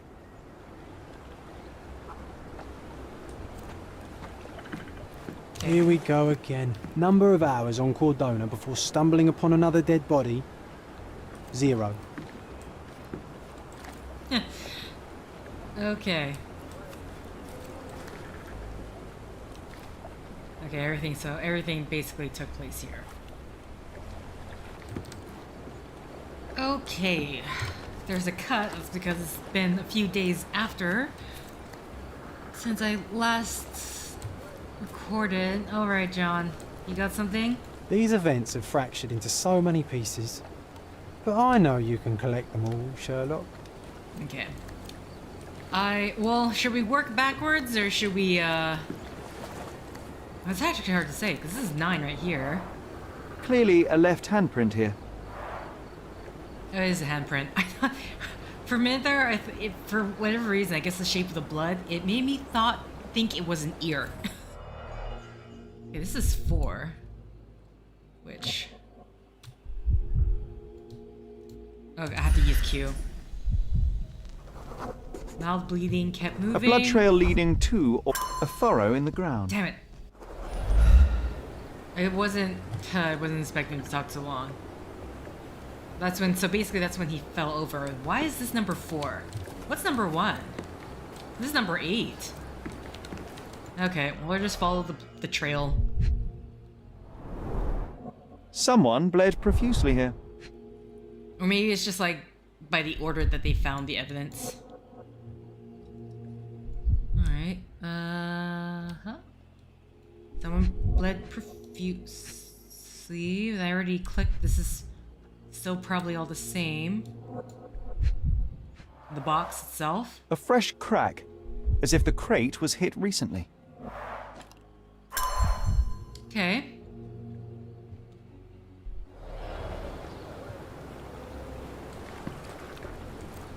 There's something over there. Don't mind me, just walking over the evidence. Let's see what we got here. Cigarettes? Malpal, soaked with salt water. Uh-huh. A simple leather sheath. Perfect for a dirk. What's a dirk?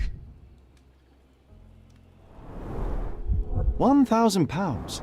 A fair sum, especially considering British currency isn't very common in Cordona.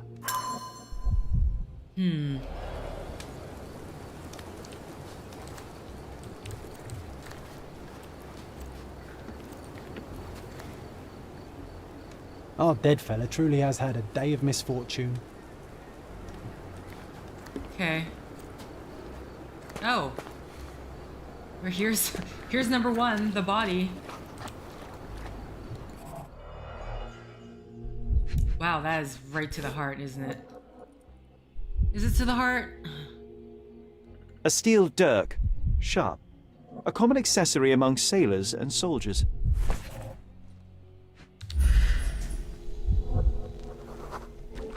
Coal dust. Coal dust under the nails. I don't see much coal around here. An interesting tattoo. Does it mean something?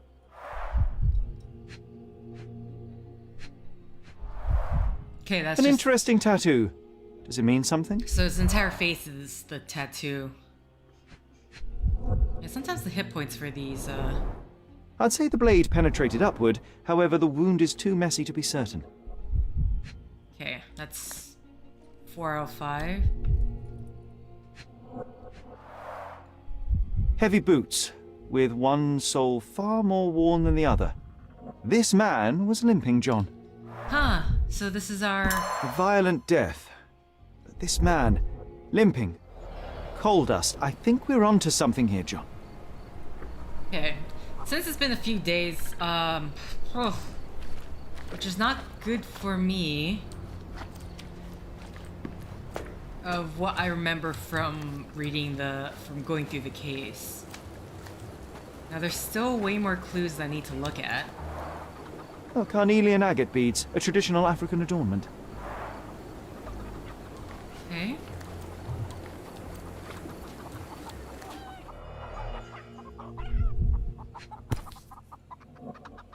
It might have been used as an improvised weapon. Anything else?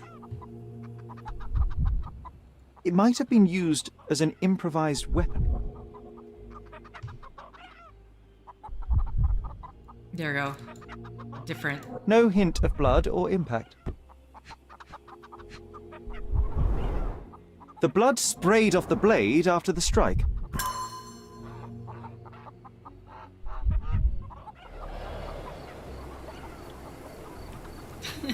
Sorry, I can hear the chickens off in the distance, and it's like, okay, can you guys stop clacking, please? Someone was dragged against their will. Oh god.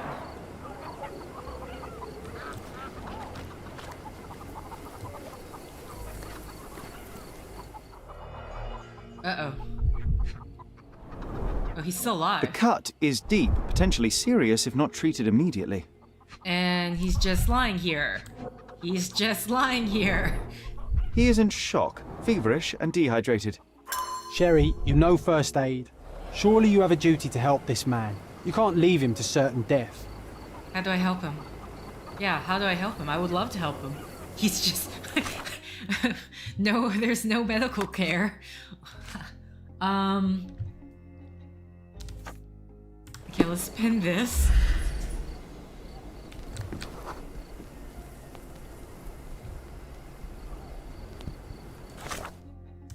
Sorry, it says observation. How... Is there like, is there bandages that I can pick up? Like, what specifically? Is this familiar to you? I uphold the law, so I'm not answering your questions. What the hell does that have to do with anything? I think we can find all we need here in the camp. Let's have a good look around. Okay, so is here in the camp where I need to find stuff. Is this cloth? It's a dirty cloth. That will kill, not save him. Okay. The refugees have been detained and will not leave until all the circumstances are clarified. AK, you're not getting past this point. Alright. So I need to find plants. It won't do any good. Okay. Where else can I... see something over there? Is that a rag?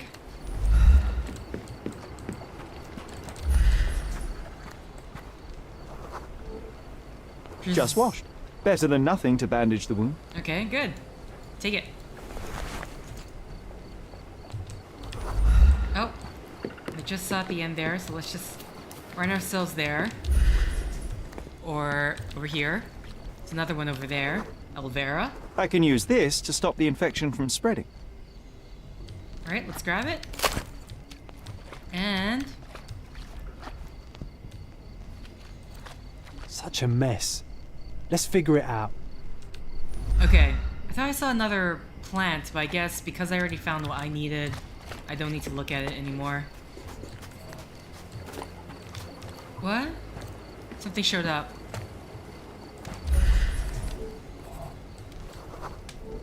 Clean. I'll use it to create a solution. Okay. I've collected all the ingredients, now to prepare the first aid solution.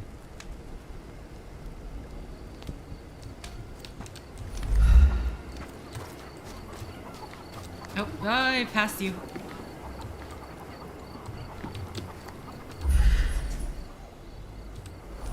Is it? I was wondering, because I'm like, am I supposed to be doing something here? Oh boy. Get off this. Sherlock, please, just work with me. Do I have the items? I actually do not know. Do I have the items? Camp Intruder's tattoo.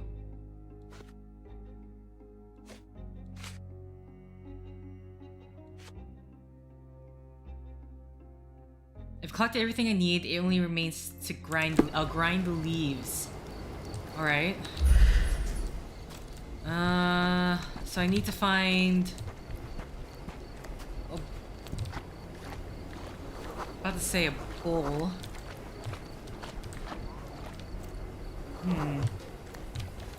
Where can I grind the leaves?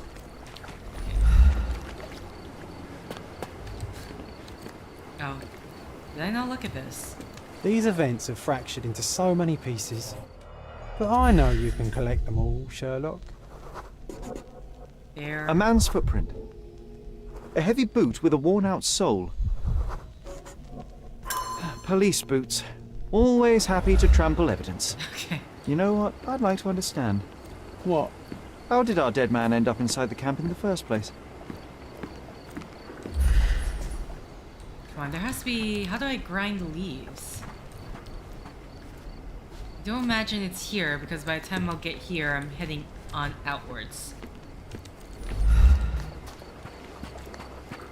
And I don't want to go any further, otherwise I risk not completing this objective. Okay, it's not that deep, right? Yeah, it's If fine. they find out about the passage, everything will go to hell. Okay, I gotta... Sherry, just look at this. Living quarters in a sewer. What kind of a genius bureaucrat came up with this idea? How do I grind the leaves? Okay, If they find White out about Palace. Was that...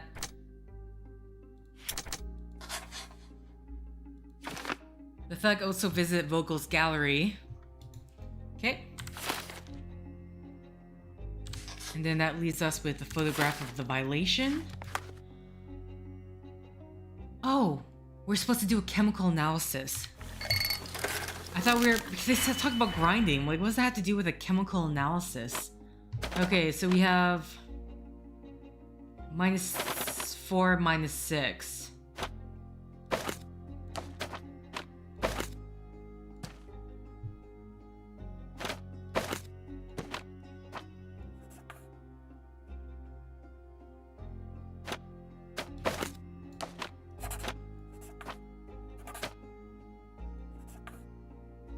Okay.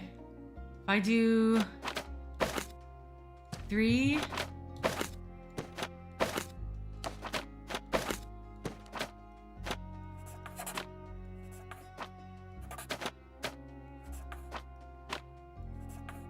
There we go.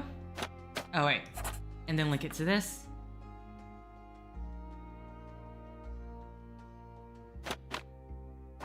Okay, yeah. I was confused. Okay, it's the arrows right there, that's why. Alright. Everything's good? Now, okay, now we can prevent this man from dying. Thank you. This should make you feel better, my friend. Now remain lying down and drink as much water as you can. Well done, Sherry. At least he won't die from the infection. Alright. Yikes. So, let's go back to the case at hand. Oh yeah, so here's where I need to listen in on the conversation. Because If they find out about the passage, everything will go to hell. Oh, cool. Find out what the passage is for. Let's see. Old sleuth. Jack's in office. Money. Oh, sorry. Los. Camp lockdown. What's going on in the refugee? Police officers are worried that the situation with the dead body will put the camp into strict lockdown, and they will lose the money flow they were earning from their schemes. Nobody will know anything if you keep your bloody mouth shut. The coppers smell fishy here, Sherry. Perhaps we should sniff around in the camp a little more thoroughly. Okay. So...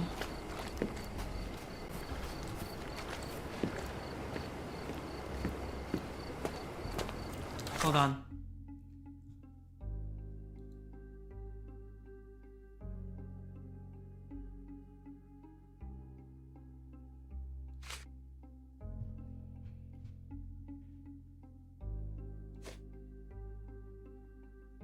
Oh wait, this is another of John's bet. John suggests we learn more about this matter by asking around the camp, but we should do this before we leave the camp for good.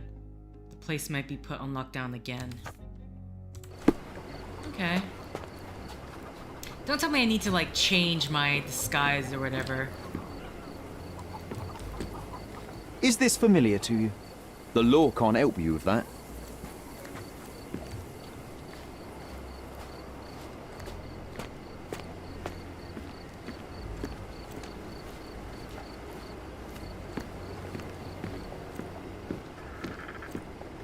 You still here?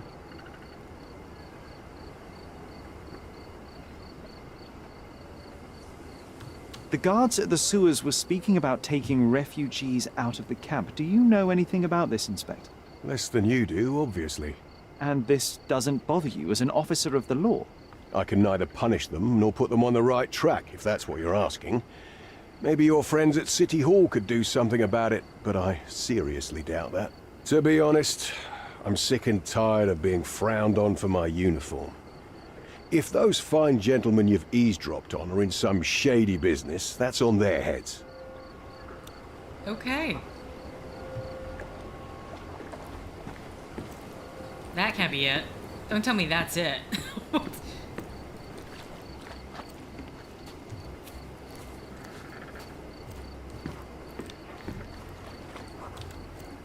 Can I ask you a question?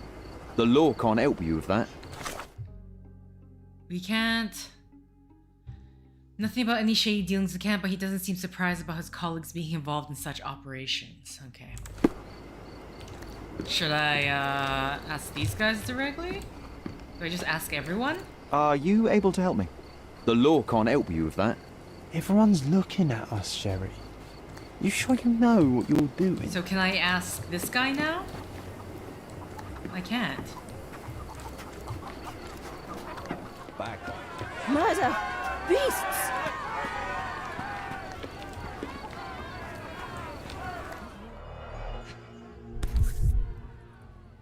A single Malpal butt.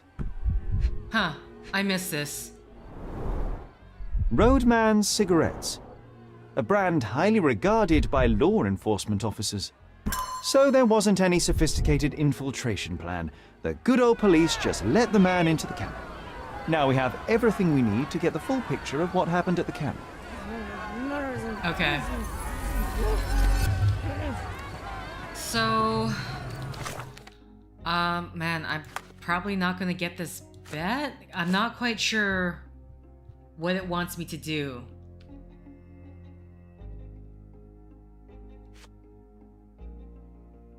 Because I can't ask anyone else.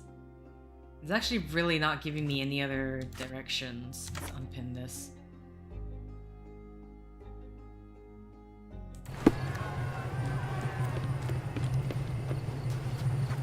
How do I complete this? I'm busy. Don't you have papers to fill? City Hall lubberheads. Okay, well, at this point I spent too much time on this and I don't think anyone else is going to give me anything. I can't talk to the refugee. Maybe that's for later on. I can interview the refugees, but otherwise, I mean, this is just one part of it, right? So, right, I don't need to. If not, then unfortunately I missed out on the bet. But I'm not quite sure what the bet wants me to do, so.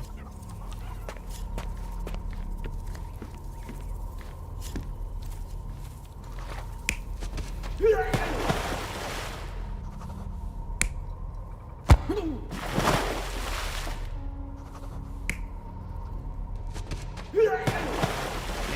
Frankly, it more looks like that.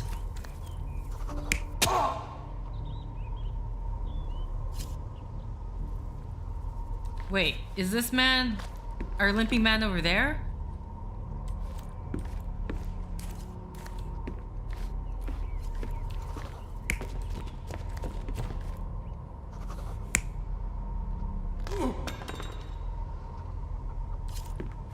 Well, going with you is being stabbed. What the?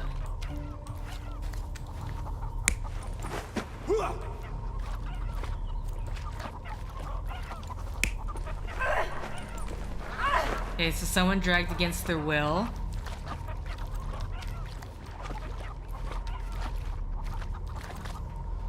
He has a stick, he has a knife, that guy got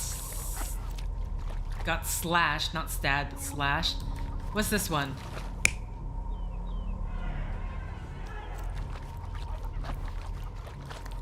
That doesn't make sense. What is the... What was the evidence here? This is what I hate. I can't tell. There's a struggle. Dude got stabbed. I was curious. Oh yeah, and he does have his and they said it's a left handprint, right? So if it's his left handprint, then he has to be pushed from behind. You're not even trying, Sherry. Concentrate. Okay. If I exit... Oh, E. Just so I can... There's that one spot which I'm not quite sure about. And it's here. Oh, carnelian agate beads, a traditional African adornment. Okay, so this is just the beads, This guy got slashed. What does it say again? The blood sprayed off the blade after the strike. Okay, yeah. So I'm pretty sure these are right. We have someone unwilling to go with barefoot.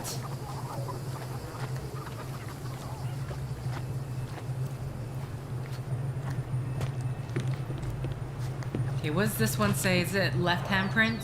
Clearly a left handprint here. Okay, left handprint.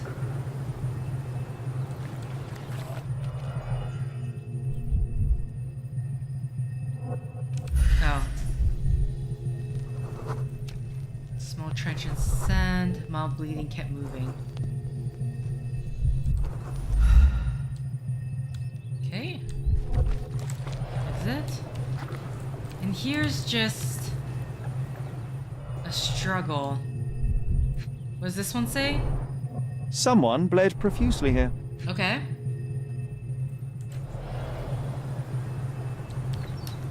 So, what did I get wrong? These events have fractured into so many pieces. But I know you can collect them all, Sherlock. Okay, so we have this one. Size 10 bear. Damaged soul. Okay, so maybe it's just this particular,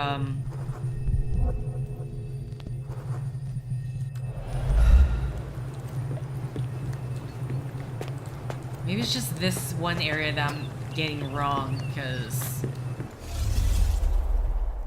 I don't quite see how it could be anything else. Okay, so if we go over here, where are our options? Let's just take a look at that. Dragged against her will. So we know it's this one, for sure.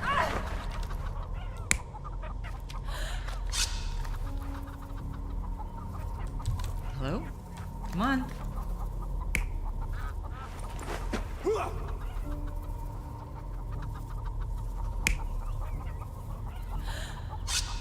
I mean, yeah, everything so far is just like everything so far in this is either her being taken against her will or not. And yeah, and here we got the beads breaking, so we know it's that one, we know it's this one. So it's possibly here that I'm getting wrong. Because this one's the left handprint, so it has to be him being pushed or kicked from the back or whatever. This one here would be him getting stabbed, right? What's the other option? Oh.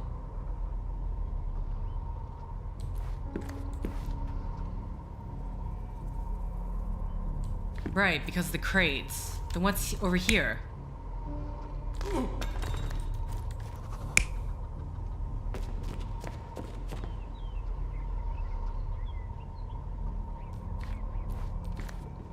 Maybe it is just running. Oh, is it saying he accidentally stabbed himself? There we go. So, we have a thug who came to take a refugee woman with him. She resisted, but he dragged her by force. One of the refugees stood in his way, armed with a stick, yet he could do nothing against a cutthroat with a blade. The man didn't anticipate that the other refugees would intervene and stand against him. In the confusion, the woman managed to break free. The thug took fright and fled. He was stopped by the falling crates. He stumbled and fell, piercing his chest with his own blade. Oh, hence the upward However, the motion. wound didn't cause instant death. He managed to stand, but still bleeding, he lost his balance on the bridge and fell. Before all of this, the man had freely entered the camp through the main entrance. The police admitted him after they had a short smoke together. You live by the sword, you die by the sword. In our man's case, it's the same sword. Okay. This is still... Is this... I feel like something like this is part of the investigation. Because we're both coming to the same...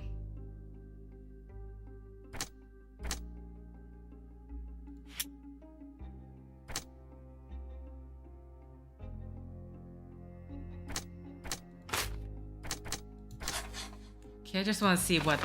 The thug wanted to kidnap the girl. The thug came to the camp intending to kidnap a woman. He had the opportunity to kill her, but that wasn't the goal.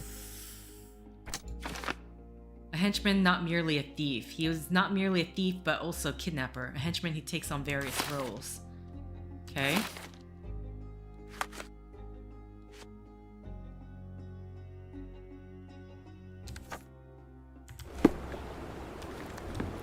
Is this... I feel like this is a conclusion to things, but what about the bet?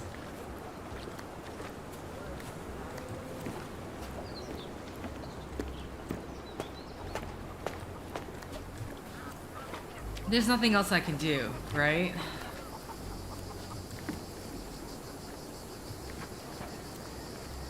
Yeah, like you cannot talk to him. Okay, so that is my question. Because technically, I feel like this bet here is also part of the investigation.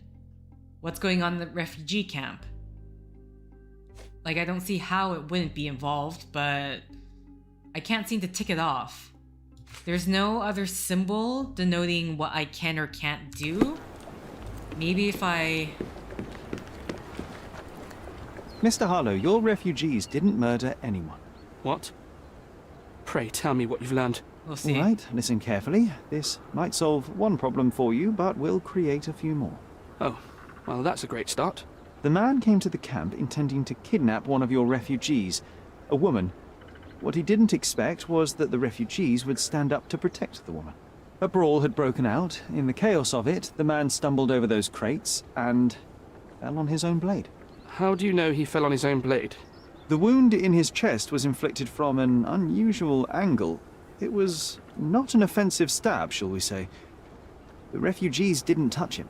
And judging by the blood at the scene, the intruder managed to raise himself but was unable to walk very far. He ultimately fell into the canal. But how did he sneak into the camp? Why didn't the police see him? And this is where your new problems emerge, Mr. Harlow. What do you mean? You're not a dull-witted man. You know what I mean. There is no feasible way to get into the camp without the police guards knowing of it. The pile of mess I had to sort out has just become bigger, but somehow that doesn't surprise me. Anyway, I thank you for your help, Mr. Holmes. I'll take it from here. Meanwhile, I'll make sure the police aren't detaining the refugees any longer. You can go back in and look for your witness. You think one small clock can make any difference in this place? Who knows, John? Just one ill-fitting cog could make the whole machine crumble. Okay.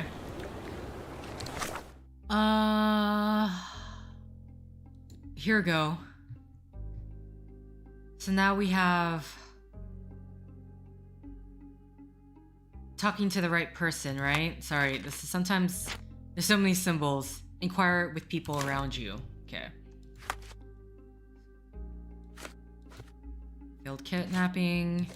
There's also this. So, okay, yeah. So I was right. There was still more. Don't understand. Okay, now we can talk to the actual people. Can you satisfy my curiosity? They often take us from the camp to work. Most don't mind, though. It's the only way to get a glimpse of freedom. Okay. According to the refugees, some shady people regularly visit the camp and take refugees away with them to perform various work. The work is usually hard, but the refugees receive money and food. The girl was abused after she was supposedly taken to such work. Since then, the refugees decided not to allow their women to be taken. So there's a smuggling ring in the camp. This wasn't the first time that someone freely entered the camp to take a refugee out. At least it was certainly his last time. My gut tells me that we'll learn more about this ring when we find out where the thug came from. Alright. Now... here we go. Which... hey, do you also know about this girl? Are you able to help me? Sorry. We don't see much here. Okay. Okay. I can freely walk around now and... dude is still lying there. Someone help him. You must have friends on this camp. You're the one who tended to our man's wounds. I thank you greatly. The police didn't allow us to help him. The police will leave you alone now. I've proven to them that the man who came into the camp died due to his own foolishness. Thank you for standing up for us. But nobody would help us without a reason. You're here because you want something. Yes, I do. I need to speak with the girl drawn here. The dead man came for her too. He wanted to take the girl away, but we won't allow her to be hurt again. What do you want from Nayla? Nayla. She was hurt some time ago. I'm here to find the people who did this and bring them to justice. And to find them, I need Nayla's help. Will you let me speak to her? Justice. There's no justice on this land. But you helped us, so maybe your words are not empty. You can speak to Nayla, if she wants it.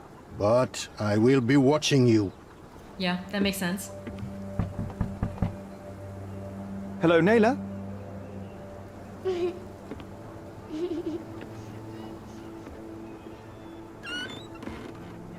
My name is Sherlock. I know someone hurt you. I am here to help. I'm trying to find the people involved and bring them to justice. Please. There is a photograph, and I'm sorry, it is terrible, but I simply must ask. Where did this happen? What can you tell me about these people? Christ, Sherlock. Yeah. Naylor, I'm sorry. I'm not very good at this. You come here for me, but you are rude and cruel and condescending. A cross. The man had this cross. Now go away. Leave us be. I do not need another white man's help.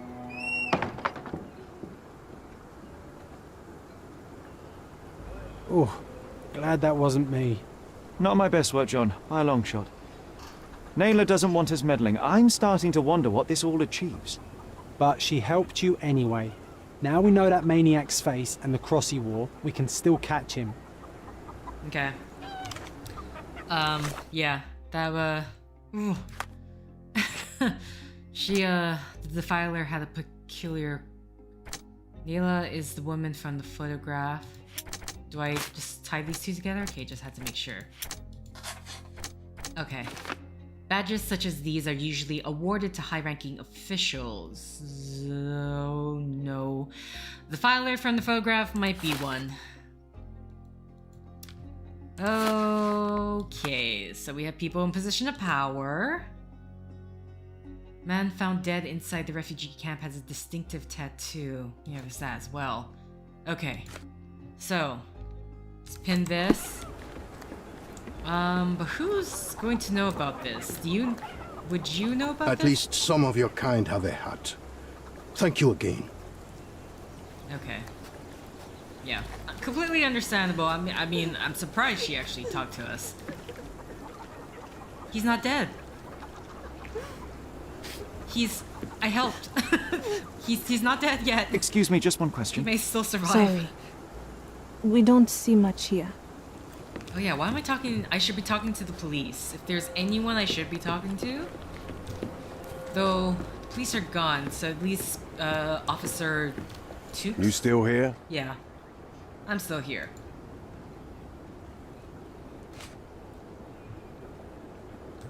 The intruder has a most peculiar tattoo on his neck, 2 lines and a point. Do you know anything about it? You really want to know, kid? Why? You want to play a policeman or something? I'm sure you have it in your records, so it won't hurt if I have it in mine. In my records, it's just a tattoo, as it should be in yours. Ah, to hell with you. Suit yourself as to what you're going to do with it. Off the record, though, such tattoos are often connected to a man named Mr. Niccolo Bernadotti. Bernadotti, you say? A respectable businessman in Scaladio. His company imports goods and wines, and smuggles everything that can be smuggled between the colonies and the mainland. His people can be identified by an obscure tattoo, just like the one over there our friend has. But these are all merely rumors, you see. If Mr. Bernadotti was a criminal, he'd be in prison now. Or hanged, right? Okay. Man, you are like just the most dour. Inspector Tewksbury at the refugee camp says the men tied to a certain Niccolo Bernadotti possess such tattoos. Oh, that we also got... Interesting. So, because both of these have research required. So, I'm curious, am I specifically looking for...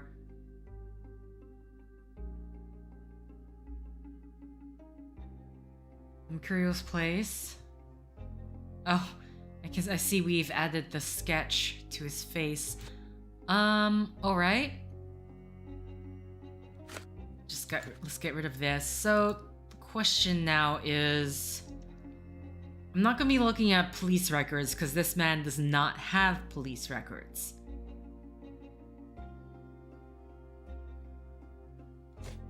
Okay. Would we... I mean, okay, so he's received a badge of honor.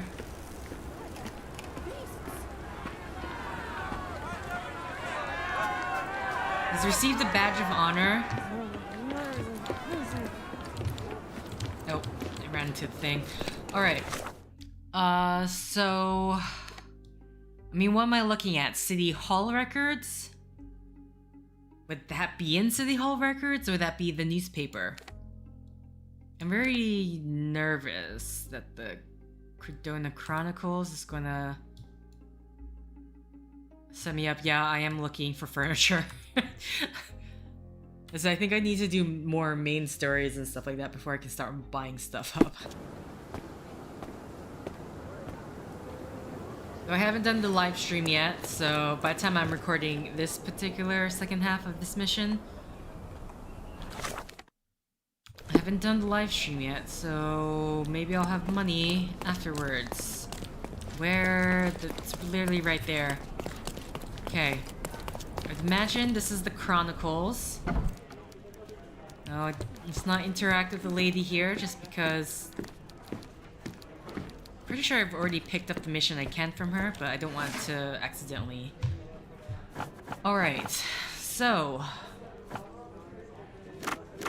Front page, maybe? Officials. Recent. No? Articles, interviews?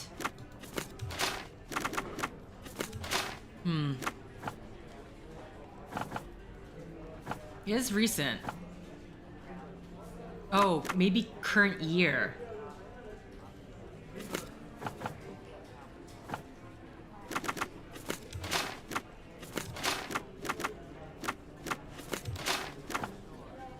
I'm sure, John is, yeah, John's like, what are you doing? Yeah, I don't know. Would that be a City Hall thing? This seems more like a police thing. A businessman from Scaladio. Maybe let's try that. Scaladio. Would he be considered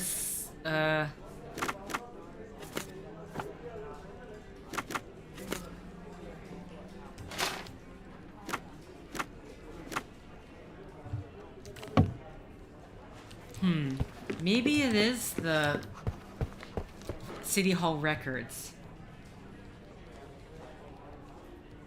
Okay. You know what? I'm gonna run there to make sure, in case I come across anything new. The police station is up above there. But, no, wait. He doesn't have any police records, so I got... Either way. And if I... Mostly... Yeah. And if we come across any, cases that happen to be by... What?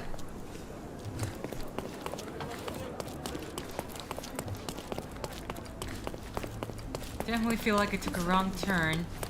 Maybe I should go down this street. Whoop. Oh, come on. Everyone... Children! Actually, you are a full-grown woman. My bad.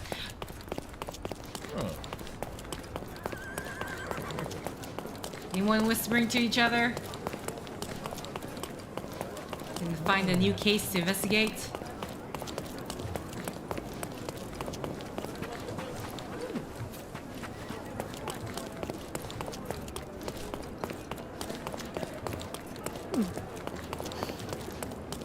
It's like any person just remotely standing close to each other. I'm like, are you talking about anything? Do you have a case for me? Oh. City Hall's on the... It's on the other side. It's just... Ooh. It's close. Not quite. Alright. Ooh. Damn it. So let's look into this. Hopefully this is the right area I should be going to.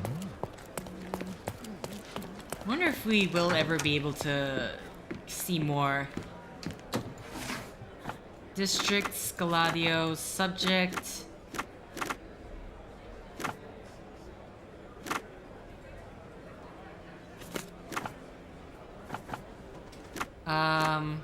Businesses? I don't know, saying businesses. Thomas Norton profile.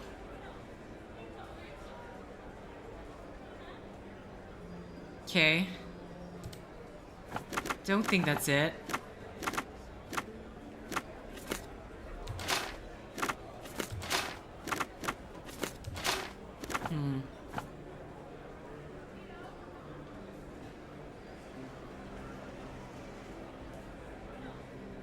Okay, so he's an official.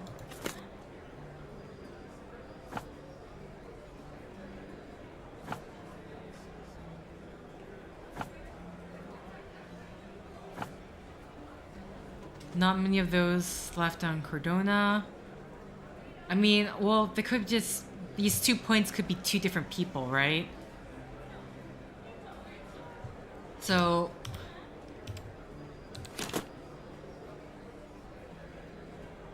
So you have this one where it's,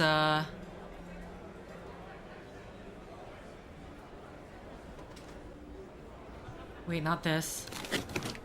Sorry, here we go. Certain Niccolo Bernadotti possess a tattoo such as this one. Businessman from Scaladio.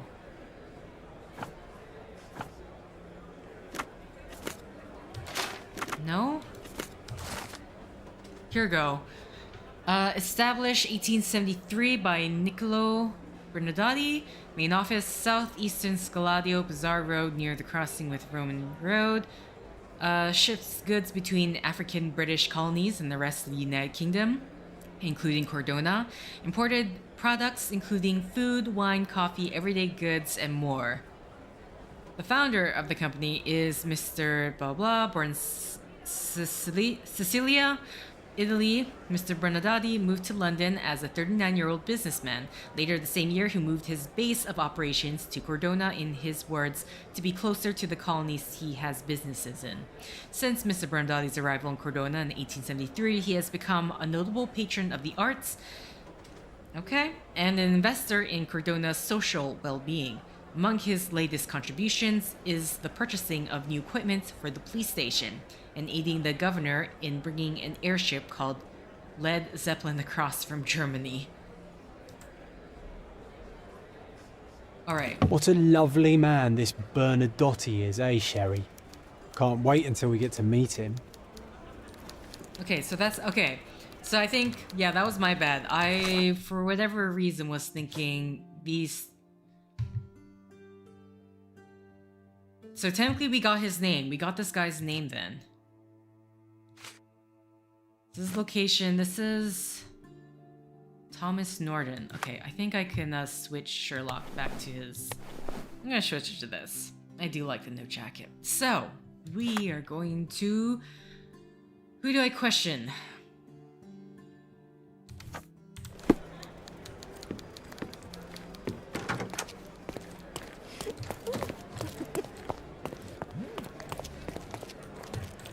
Have you found anything helpful? Was appointed as the British envoy in Cordona with his own cabinet in City Hall.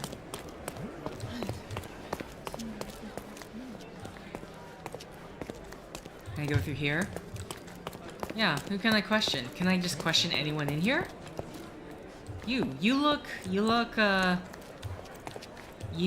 like you don't want to talk to me. Okay, fine.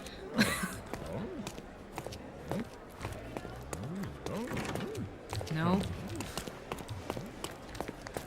Literally right here. Oh boy. Very cushy, dude. I have to go around. You don't want to talk to me, huh? If you're here on matters of signing up for military service, come back tomorrow. Our department needs to straighten out some business.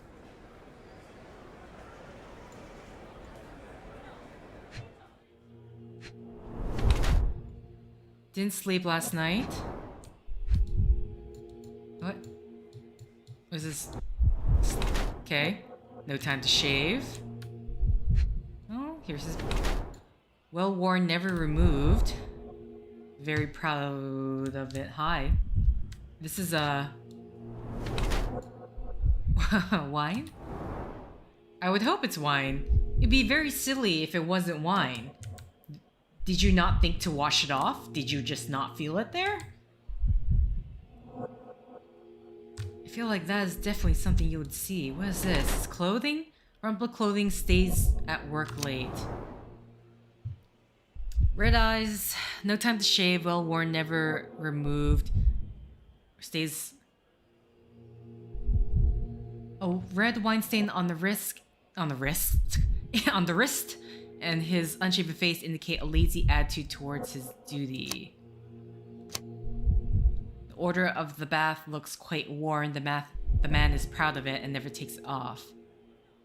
Wrinkled clothes and red eyes mean he didn't return home last night. Instead of work, this man would rather lose himself in depravity and alcohol. And then this one is, the order of the bath looks quite worn. The man is proud of it and never takes it off. So that's going to stay the same. Red stain on his wrist indicates that he has recently drank wine. His clothes are wrinkled. He barely bothers to shave. And his red eyes indicate that he may suffer from insomnia or deep anxiety. It looks as if he lives within a nightmare, attempting to rid himself of his terrible memories of his past mistakes. Okay.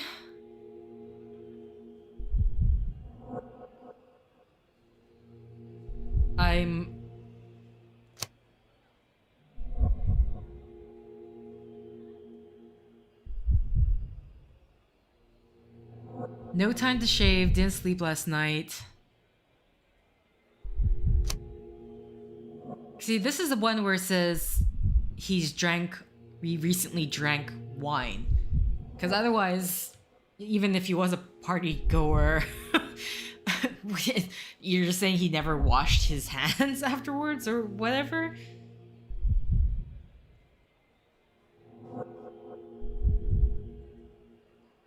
Because yeah, I'm more tempted to go with this one just because the red stain on his wrist indicate that he has recently drank wine. Okay. Let's go with this one. The British envoy. The order of the bath. Okay, it's the same thing. Why are you staring at me like I'm a Madame Tussauds figure? Didn't you hear what I just said? You blame yourself for what you did. It won't be any good unless you confess to me, so I'll try to be polite. What sort of did are we talking about? Are you from the press? I'm here because of Naylor. Who? You don't remember her name. Lad, if you won't tell me why you came, I'll call for someone here to sort you out, if you get my meaning.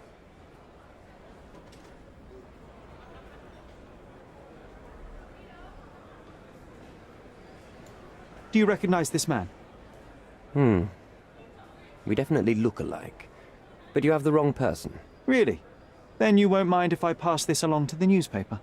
All right. All right. Is this about money, as you said in the letter? What kind of sum are we talking about? I've never written a single word to you. Bribery, not my style. So, that letter, it wasn't from you? Well, it appears that more and more people in the city are finding out about your despicable hobby, doesn't it? You're in the clutches of justice, and very soon they will squeeze you. It's in your best interest to cooperate. Fine. I suppose now we have a nice long talk. Do you drink, Mr... Sherlock Holmes. And I do not. Shame. All the best discussions are accompanied by a glass of whiskey. But out of respect for you, I won't drink either. Respect? That's an unusual word in your mouth, Mr... Where are my manners? My name is Thomas Norton, a British envoy in Cordona on a military mission. So, where do we start? Okay. I mean, now it just seems this makes him seem like more of a party goer. Which I guess it meant that he spilled wine on himself last night and he didn't bother cleaning himself up. You mentioned blackmail. Tell me about it. All right. A couple of days ago, I received an anonymous letter. It said that in the art gallery at Caravansary there exists a painting that incriminates me. The blackmailer made it clear that if there is a painting, then a photograph exists too. And I should be wary of what it might do to my reputation. What does the blackmailer want from you? Money, of course. What else do such people want? Needless to say, I don't remember anyone taking photographs at the party. Up until the last moment, I hoped he was bluffing. But he wasn't, as you've just proven to me. Show me the letter. I burnt it as soon as I read it. I've left enough evidence. There's no need for any more. I mean, honestly, the photo is the only evidence, really. So, let's return to the beginning. What happened at the party? I vaguely remember that night. As usual at such parties, you meet people, you talk with them, they invite you to spend some time alone with them. What can I say? I got myself mixed up with the wrong company, and somebody must have mixed some psychoactive substance in my drink. After that, it's all blurry. I completely lost my sanity. I made a terrible mistake which I regret deeply. You don't say. Do refugee girls often appear on the menu at those types of parties? It's rather rare. So you didn't attend the party to engage in an exotic experience involving a vulnerable woman unable to accuse you of assault? I would never have planned such a terrible thing. What happened was just bad circumstance. Okay. So, he regrets it, but he's just, what, stiff upper... I don't know. I was about to say stiff upper lip. I'm not sure if I actually know how to use that correctly, so ignore that. But it's, I'm having a hard time reading this guy. At least it's not making... If he's guilty, he doesn't want to show any sort of weakness, even if that's his own guilt. That's another The painting that depicted you in the image of the devil was stolen by a mercenary. Did you have anything to do with it? I might be a rotten person, sir, but hiring criminals for illicit purposes is not in my daily schedule. And buying the painting in an attempt to hide the crime, is that on your daily schedule? What would you do in my situation? I would never put myself in such a situation. You're young. I could never have imagined myself in my current position, yet here I am in front of you. We all make mistakes, Mr. Holmes, and I'm no exception.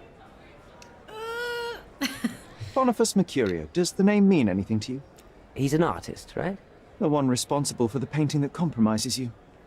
I found him dead in his room. Oh, that is bad.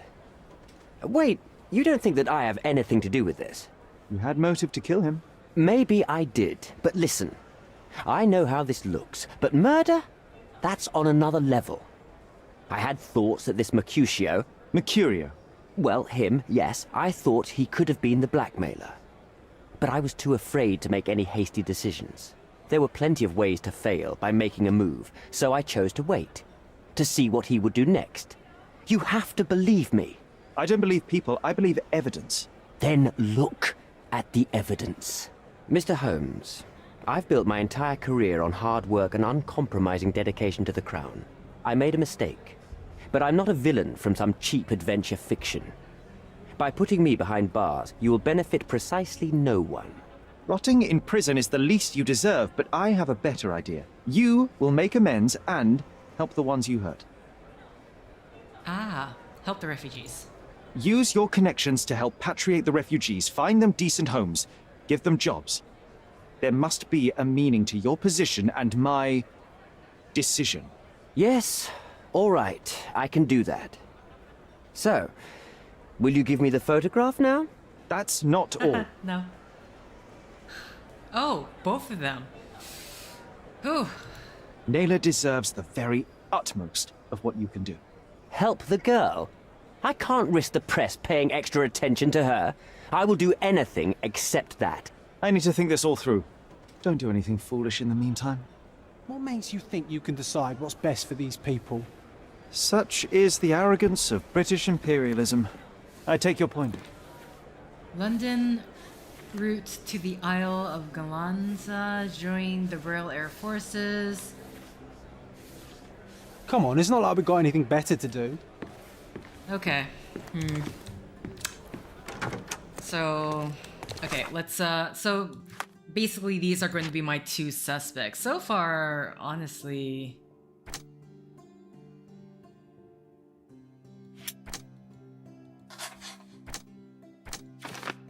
System sufferers. All refugees are victims of the system. The situation they're in must and can be mended. Don't tell me it's going to be put in a situation where I have to choose the individual between the group. It's like... like,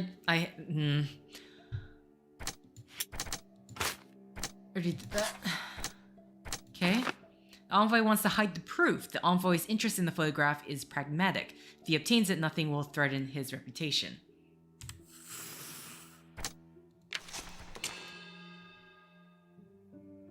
Okay. The envoy wants to secure his reputation. The British envoy violated Nyla, the refugee, during the party. Were the photographs of the crime to be released, it would ruin his career, or perhaps I could use that leverage to help the refugee camp. Oh, God. Merciless justice. Envoy can be neither trusted nor forgiven for what he did. Humiliation and ostracization from an outraged Cordona are the least he deserves. Give the photograph to Vogel so he can make everything public. Thomas Norton is a debaucher who has committed a terrible act. Okay. I mean, there's still this guy here. He claims himself guilty but proposes a deal. Boy. Okay. So what's this one? I hate this. I really hate this.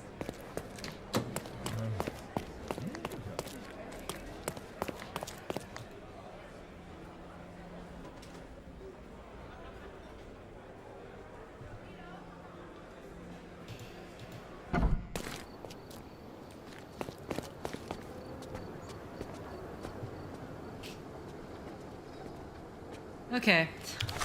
Sorry, I have to... It's, Bazaar Road, near crossing with Roman Road. Bazaar is still Scaladio. Yeah, so... It said south... East...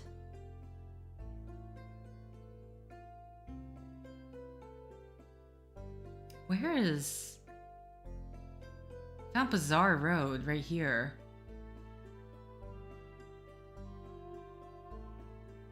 Here we go. So I guess... Interesting. It's actually not that far. It's not that. Okay. I mean, like... Is that literally just gonna be it? Oh. It seems they're not expecting guests. I won't wait for an invitation, John. Okay, finally, I found it. So, what do I need to do now? Should we find another way in? Alright. Is the name really... It's, like, written. I just did not look above. Hello.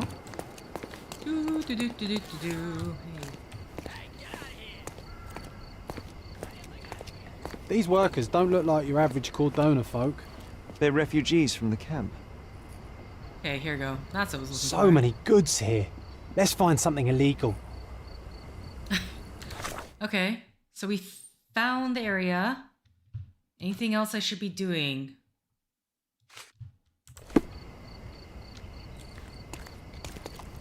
It's weird. I can't run. I can only...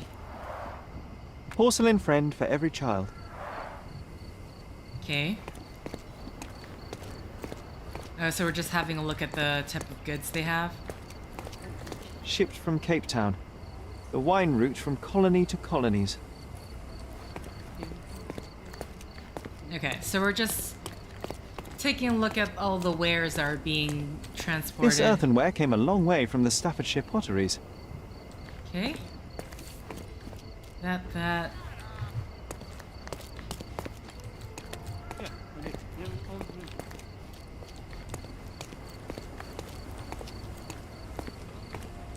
Don't need to talk to anyone, so...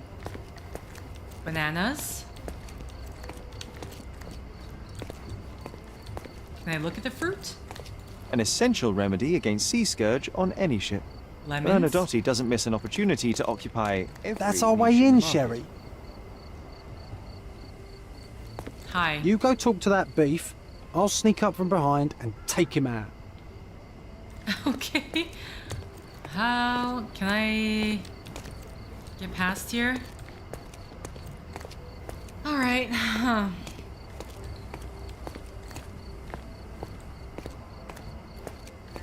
Oh, why'd you have to? I wish the. Come on, Sherry. It's time to act. I mean, that guy has a gun right there. Hey, yo. This is private property. You lost something.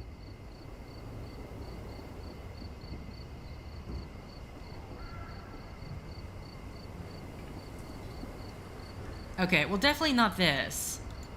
I'm here to discuss business with Mr. Bernadotti. I tried the front door, but... Mr. Bernadotti isn't seeing anyone. You have 3 seconds to walk away or you'll never walk again. Capito? It's in Mr. Bernadotti's best interest to... 1. Listen, the man Bernadotti sent to... 2. Okay, well...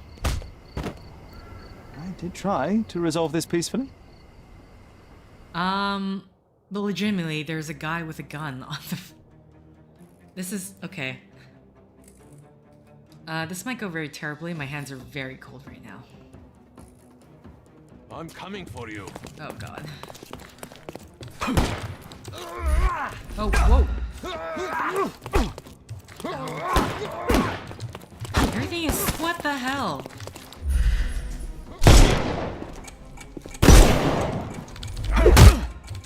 Wow, I shot him 3 times. Don't bother moving. You've lost. I shot him 3 times. Where's the other guy? There he is. What? No, I'm not right now. I'm busy, can't... Don't cry, you'll live. Oh, what the... Where's the... The snuff's ready.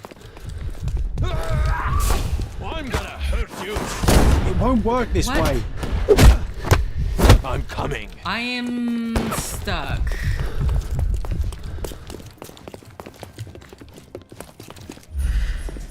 I find it kind of weird. We're shooting off the guy's, his armor and nothing.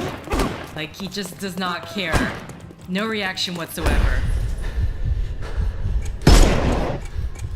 No, I'm reloading at that point. Oh my god.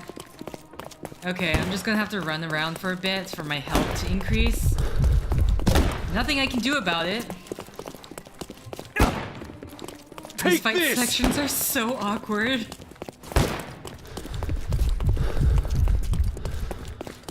I totally forgot about the reloading. Okay, let's turn around. This guy's got nothing on him. Did not work. It didn't work. Oh, it affected that guy. I couldn't miss the party. Take a rest, my friend. I think there needs to be something in order to signify or let you know that you can, that something will work on a character. Because it's actually... too simple. At least for me, I find it very difficult to judge the distance. Where's the... Oh, hi! Oh, what the... No, wrong way!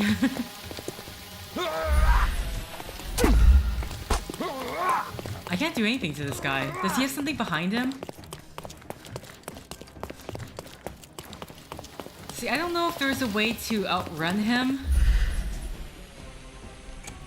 Is that too late? Like... There we go.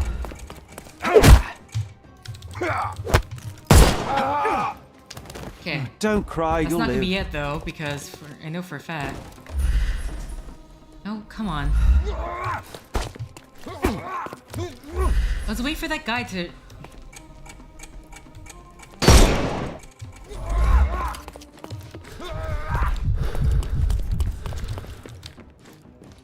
What? How do I know if I can use my slow-mo again? Because... maybe I just wasn't my... The snuff's ready. Great and all, but... Oh, it's like, where is he? Time to knock this guy out.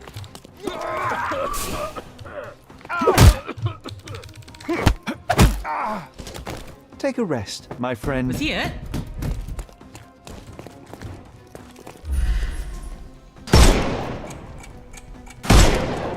We can overcome the brute now.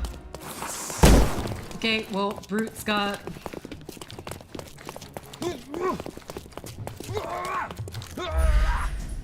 Oh. Oh, I could have actually gotten him there. Oh, what the? There was someone else here. And I'm stuck.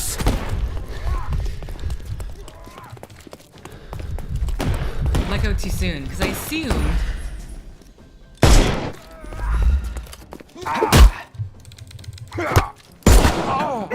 Okay, very awkward situation. Nope. Okay, I thought the guys were directly behind me. I can't. I won't be able to. I hate those guys, just because unless you have Give something him the pepper in snuff. your environment to... Oh, I even get the guy who ran into me. I hate this.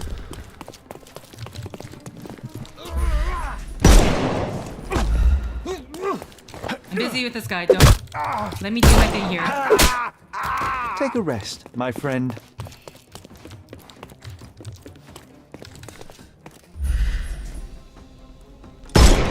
Okay. I'm assuming...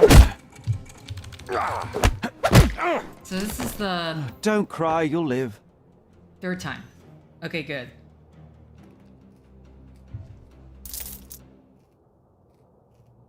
Yeah, so I think if there's one thing I definitely want is the ability for Wade to know if something is going to affect them. Because I actually have a very hard time telling the distance. Because there was that one time where I hit the guy behind, but then I didn't get the guy in front. Alright, but we've made it in.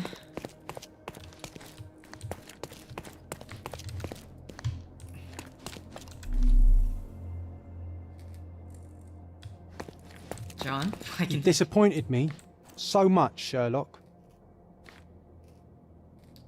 What? What do you mean? I didn't kill anybody.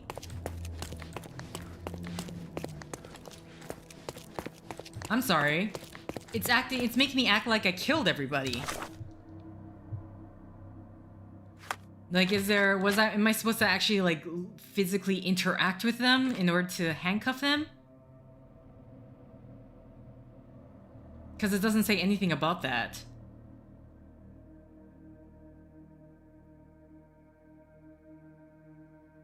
Complete the quick time event before time's up to arrest your foe. Yeah. I'm sorry. Did I kill someone? What's up, John? Did I... What do you want from me?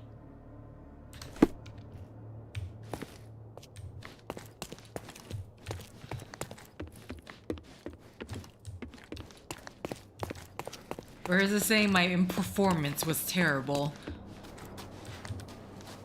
Okay, I actually legitimately do not know... Sherry, look!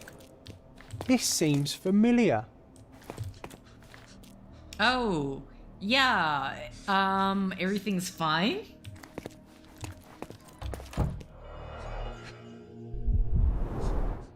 Let's see what's hidden there. Oh, this is a different one. Vogel's stolen painting. Isn't it curious how it developed into a much more interesting case? Okay. Okay, after stolen artifacts. Masks, traditional for the Chokwe people of Central Africa. A Dogon statue from West Africa. A century old at least. Yeah, alright. So, anything else? Is there a hidden compartment? What do you want me to look at? Ah, here we go. VH Grindley Flow Blue Tableware. This is what lies behind the facade of Bernadotte Company Limited. I mean, they definitely police already knew that. I swear, everything's fine. An amazing piece of culture. I imagine many collectors and museums would be interested in having it.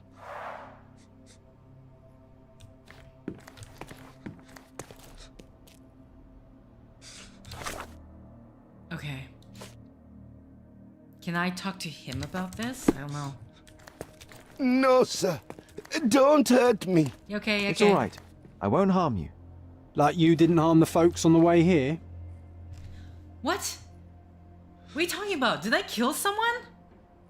I'm so confused right now. He's acting like I killed everybody. Or at least killed one person, but...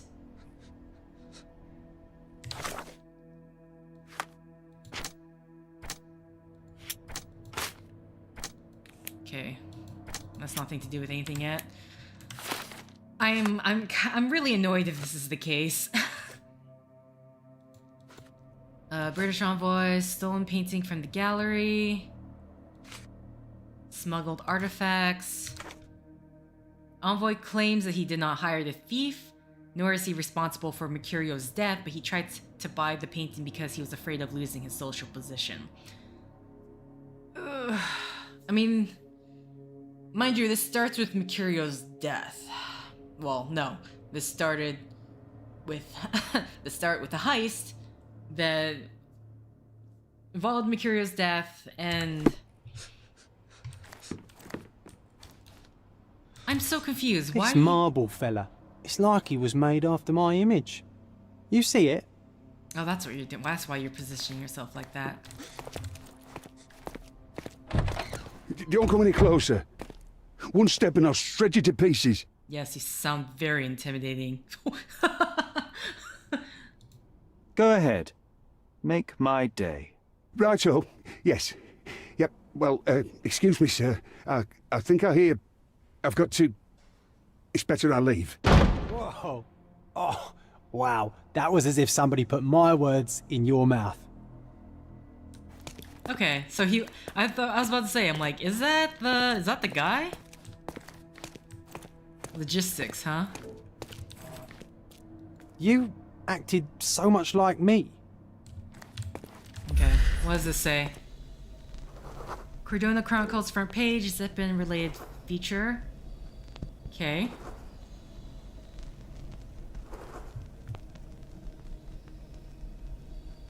Is that it? What was the point of that?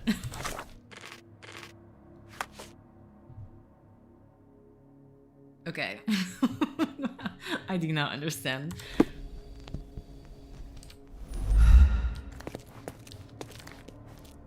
That's the big... Oh wow, so basically everyone heard that. Okay, logistics is closed. This is it. This is where all the magic happens. Resources, okay. Just wanted to double check, make sure I can't go through that door. Sales? Please don't shoot me. I have a family.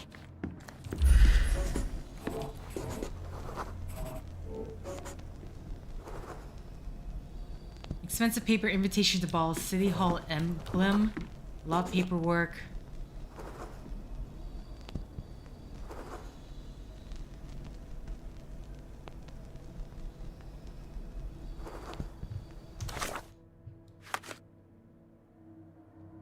I am so confused. Like I'm pretty sure I didn't kill anybody, so why is everyone acting like... Mind you, I shot a lot of people in the foot. Or Sherlock did. Spare me. But then, like, John was also acting like that Sherlock just killed a whole bunch of people. This is it. This is where all the magic happens.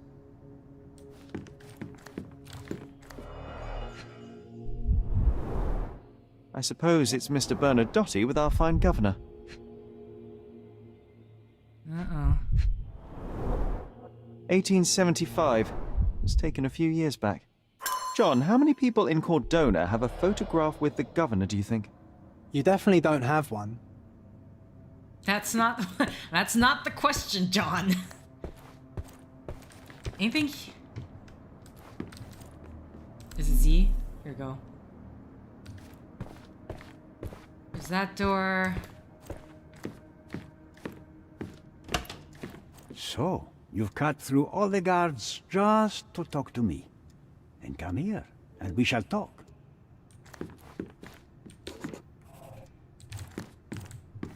Just gonna turn my back to this guy. By the collection. Okay. what does that have to do with anything? Sherry, don't you think this office suits me? What? Despising, ready to defend himself. Photograph of a little girl relative? Okay.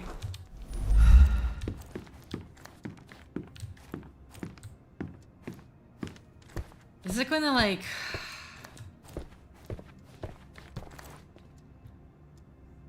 So the only thing I can imagine right now is the crime involving the envoy that was definitely with Nalia. Whether he said he was under the influence of psychotropic drugs, we don't know. I mean, he apparently feels guilty. It's very hard to tell, honestly. This guy probably is the one who silenced Mercurio. So technically we have two separate crimes, and then we can only choose one, I guess, to... This is the moral dilemma, I guess? Whenever you're ready. I'd hate to intrude. Okay. This is where the non-easy choices are going to take place. Different from the other tattoos. I find it interesting that he tattooed him. Is he drinking from a... Hardened hands, doesn't shun dirty work. Is that supposed to be a stolen artifact too? Oh. Had Pellegra? I don't know what that is.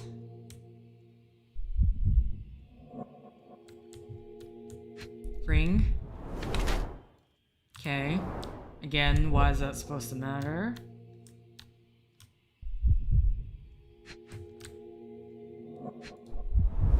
Here we go, I was wondering.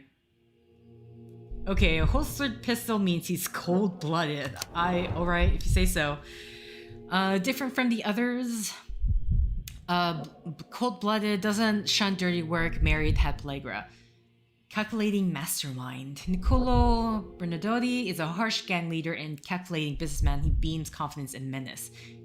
He anticipates danger by keeping his gun near him, but still holds it in his holster. Bernadotti descends from the working class. Being raised in a poor family, he had to work in the fields from a young age.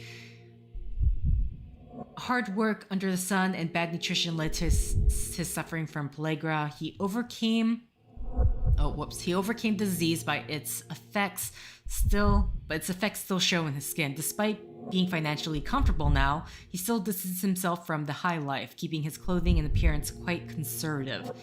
Bernadotti and his men have different tattoos in the same style. The tattoos are most probably a code that represents different ranks within the tightly structured and secretive criminal organization.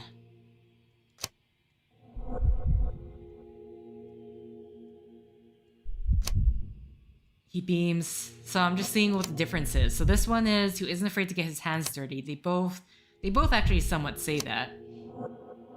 To show off his position of power. Hardworking in his youth, Bernadotti grew hatred towards the world around him. He continually expects trouble and is always ready to make some. What? Okay.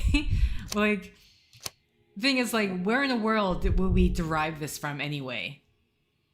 Hardworking in his youth, Bernadotti grew hatred to the world around him.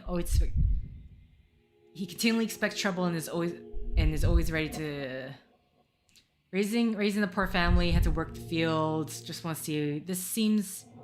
He refuses to hide this under fancy clothes, that he might always remember where his motives and identity were born. Bernadotti and his men have different tattoos in the same style. The tattoos are most probably a code that represents different ranks. Okay, so these two... This last paragraph is the same, essentially.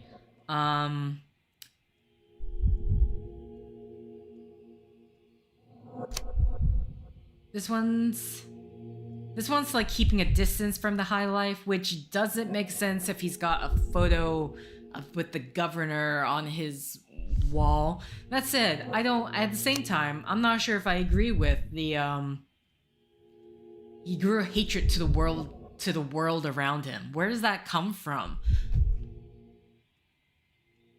different tattoos in the same style. I'm just trying to really see. So what are the main differences? The main differences is his clothing. So he refuses to hide his pellagra under the fancy clothing, that he might always remember where his motives and identity were born. Under the mastermind, he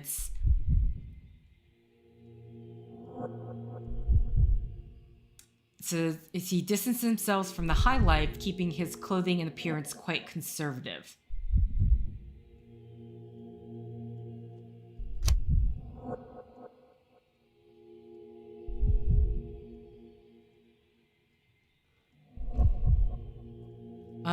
What else? The other thing? Yeah, and then otherwise it would be... Oh yeah, he continually expects trouble and is always ready to make some.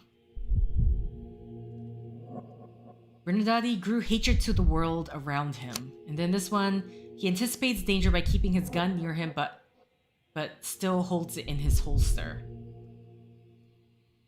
Honestly, the only thing that makes me not want to choose the ruthless crime lord is the part where he grew a hatred to the world around him. Like, what? Where did that even come from? From any of this, which is maybe what the wedding ring is supposed to be viewed against? That's the only thing I can think of. Because the only thing that's not mentioned is the wedding ring. No mention about family. We know he has like a picture of someone on his desk. So he's not that ruthless, and he doesn't hate everything. So I guess it's mostly calculating mastermind. That's the only thing. Because again, yeah, the holstered pistol. And he anticipates danger by keeping his gun near him, but still holds it in his holster.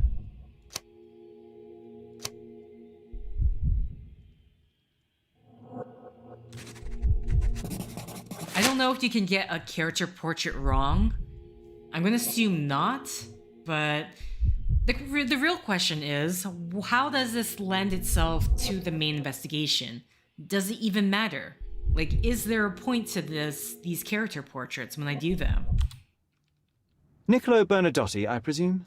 The name is Sherlock Holmes, and I'm afraid I bring bad tidings. Is that so?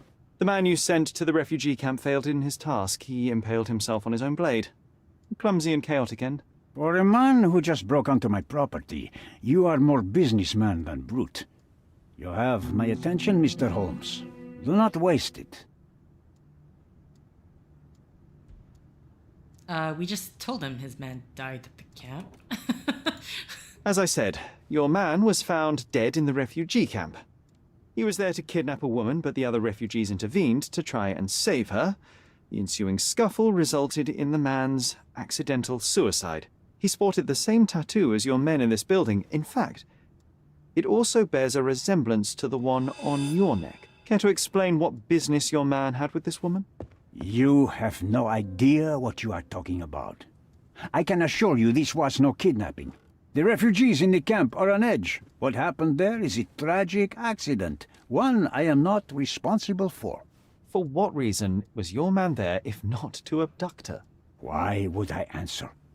You are yet to justify your presence in the slightest. Mr. Bernadotti, do you know the name Boniface Mercurio? I do not. Mercurio was a local artist. Recently, a man broke into his apartment, ransacked the place, and killed him. The thief was looking for something. You are testing my patience, boy. In a moment, the connection will reveal itself.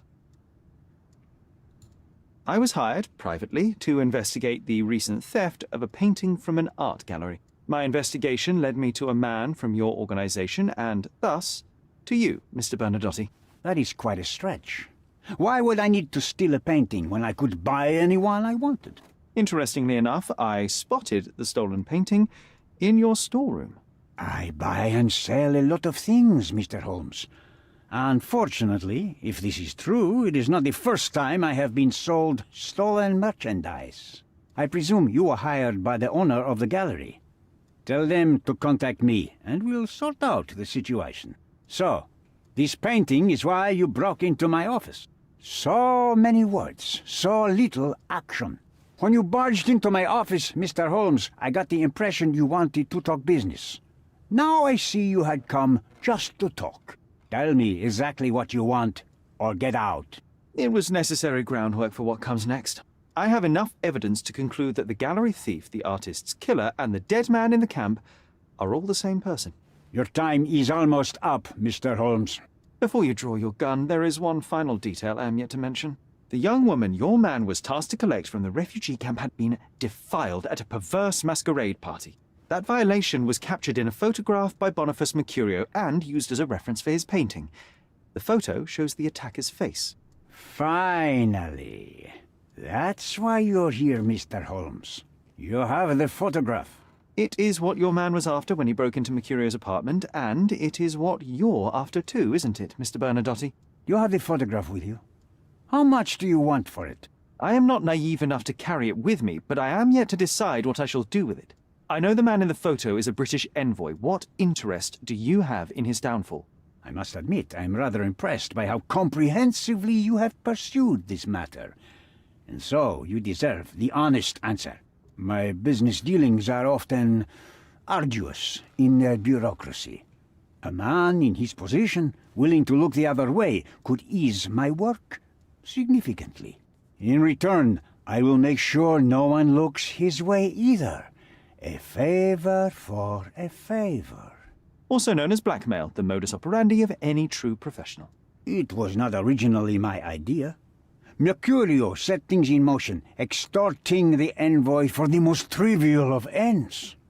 Money. In response, the envoy hired my man to retrieve the painting and the photograph, eliminating Mercurio's leverage. I only learned the whole story after the artist was killed in his home. And rather than extricate yourself, instead you took over Mercurio's venture. It fell into my lap. As a businessman, I simply seized the opportunity. Now, how much do you want for the image? Okay. This is gonna... I'm getting flashbacks to... Which game was it? Crimes and Punishment? Because there was a particular mission where I think it was like... There was some sort of... happening. It was like the train went missing. And so that's where, like, the Mexican cartel and a different foreign organization were bidding over a mine. And it was the cartel. I implicated them, or showed that it was them, and then it ended up there was what was it? Not Moriarty. His brother. What is your brother's name? I can't remember it, but it also starts with an M. But yeah, he was very upset with Sherlock because now it caused some racial rifts, let's put it that way. And so there's like that, there's telling the truth, but then there's also the repercussions of telling the truth. This one, from what I'm seeing... Okay. Why did you send your man to remove the woman from the camp? Without a photograph, her testimony was the next best thing. Securing her was in everyone's interest. Victims and witnesses all too often disappear. I thought the girl was safer with us. I did not anticipate what would happen at the camp. I could not help but appreciate the collection of smuggled artifacts in your storeroom. You have rather diversified your business. Okay, bit of a non-quitter. Oh, high and mighty of you, Mr. Holmes. Not all smuggling is immoral. I pay generous rates to developing cultures and spread their culture to eager buyers. And furthermore, I supply many immigrants with a taste of home. A very convenient way of thinking. I have traveled wildly, Mr. Holmes. I've seen people in far-flung lands for whom my services are a lifeline. Without them, they would starve. The tax on cargo is often so absurd that it would be more profitable to simply sink your ship than dock it in the harbor. And trust me, I am speaking from experience. I saw refugees from the camp at your warehouse. They work for you. I have made certain arrangements with City Hall and the police. Thanks to me, refugees can work and be paid. It's a pathway to freedom. And how much do you save by capitalizing on their cheap labor? I have heard no complaints. They seem happy just to get out of that slum. Why should I give you the photograph? Just name your price. What if my price were not money? You claim to have connections, Mr. Bernadotte. Perhaps you could improve conditions for the refugees. Give them a chance for a better life. Ha! I do have connections, Mr. Holmes, but help the whole camp? You are asking too much. I could, however, make arrangements for one person. The woman who was violated will have her own home outside the camp, solely for her and her child. She will no longer be a refugee, but a princess. That I can guarantee. Is that really possible? It will be neither fast nor easy, but I can do it. She deserves it, don't you agree? And as for her abuser, he will serve me, as much as he deserves. So in your plan, everybody will be given their due. Especially you, Mr. Bernadotte. Seems like a fair deal, no? I doubt anyone could offer you better. Simply give me the photograph, and the world becomes a better place. I give you my word. Okay, I don't imagine I can just leave here. The front door's now open, sir. You can leave through it.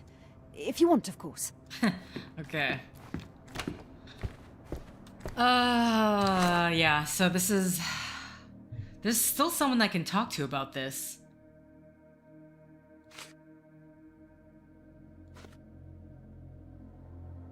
Okay.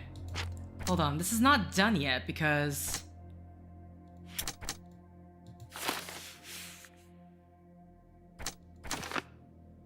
System suffers. All refugees are victims of the system. The situation they are in must and can be amended. Nyla was violated and very nearly kidnapped. First of all, I must make sure that she and her baby are secured. And then this one, if I do this way, nothing yet. Okay, I'm still not... This is not done yet because I still have this to... How do I... This is... So yeah, I think this really is going to be a situation where we either choose to help the girl or all of them.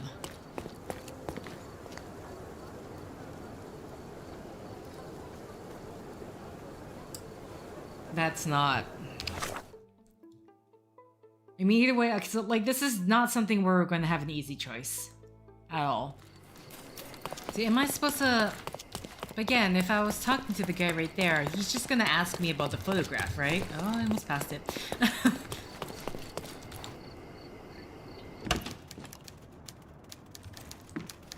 She's just calmly behind the desk. Please, come in. Mr. Bernadotte is expecting you. I am positive our deal will benefit everyone. Okay, interesting. We can't talk to him. Oh, so I think what the books, when we're looking around, the books are supposed to signify that he's well-read, he's very smart, hence the criminal mastermind. And mind you, the Mind Palace is not... Oh, here we go. Okay, so Bernardine wants to gather proof of the envoy's crime in order to blackmail him. Is this means everything's done? There we go. About to say, Bernardine wants to blackmail the envoy. Mr. Bernadotte knows how to turn a situation to his advantage. When he learned of the envoy's forcible violation, he saw an opportunity to gain great power. He has offered me a deal, the photograph in exchange for a happy life for Nala. So yeah, this one is going to be... This is not going to be a clean one. Let's just say it that way. The envoy is despicable, and Bernadotte is trying to take advantage of the situation. I cannot trust either of them. Only the truth will resolve matters. I must give the photograph to Vogel so he can make everything public. Bernadotte is a shady businessman, but his promise to arrange a happy life for Nala and her child was convincing. That was what truly matters now. Give Bernadotte the evidence to blackmail the envoy. So, so basically, giving Vogel the photograph, I basically just screw everyone, or no one gets a happy ending. Nothing becomes better. Well, you could say nothing. Some things become worse, but. And then this one, again, everything. Smaller evil for the greater good. Thomas Norden is a debaucher who has committed a terrible act. Even though he deserves to be brought to justice, I cannot overlook the opportunity to do greater good. Give the envoy the photograph in exchange for the refugees' legislation.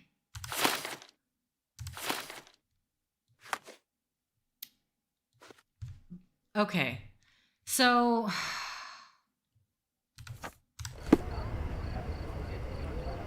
Two evidence updated. See, this makes me... I see this. If I go to the Mind Palace, is it going to... Oh wait, escape. If I go to clues, all clues have current case been found. Okay. Oh, sorry dude, I showed up at the wrong time for you. Oh, I hate this.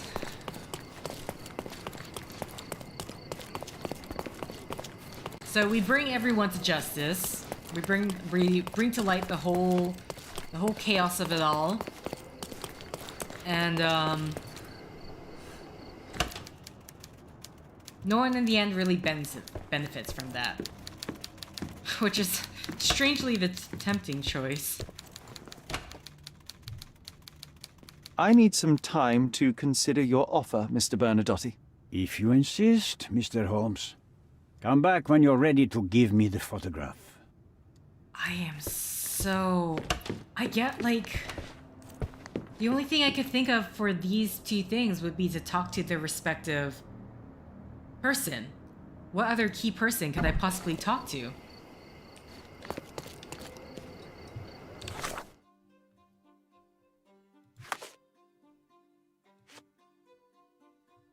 I'm so tempted just to give it to Vogel.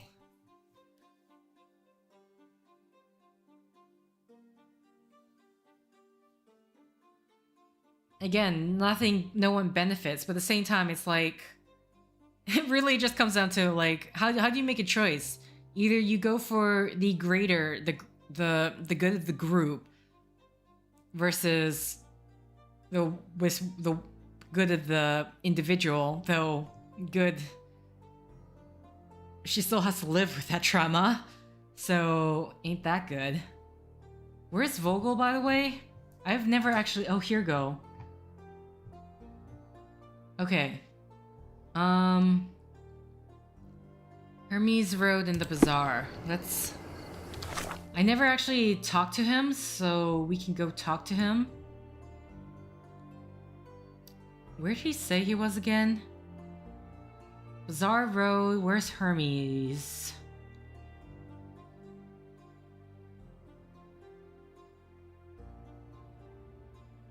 I legitimately do not remember. Sesame Street. Hermes. I mean, maybe if I just follow along Bazaar Road. The hell is the street? Or is this it right here? No. I mean, oh no, it should be this, right? Yeah. Actually, probably be easier to go this one.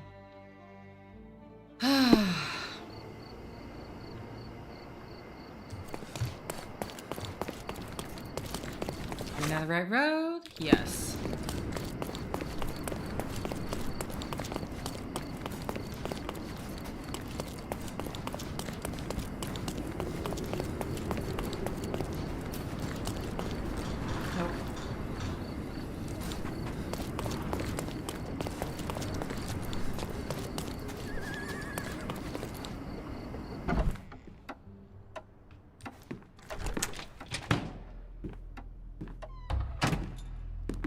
Mr. Holmes, you've returned.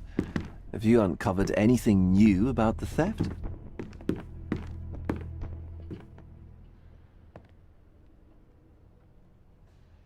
And that's just what it leaves. Oh my god. Not yet, Mr. Vogel. So yeah, so this is all just about, all the talk to the key persons is about the, I don't know, I don't like the fact that I have to choose between one or the other. Otherwise, I could just, to hell with both Mr. Bernardotti and the envoy.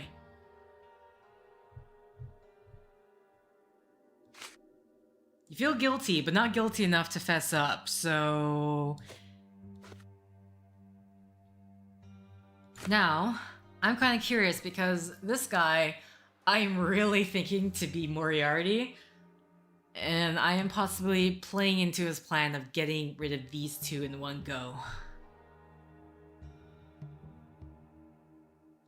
I hate this so much.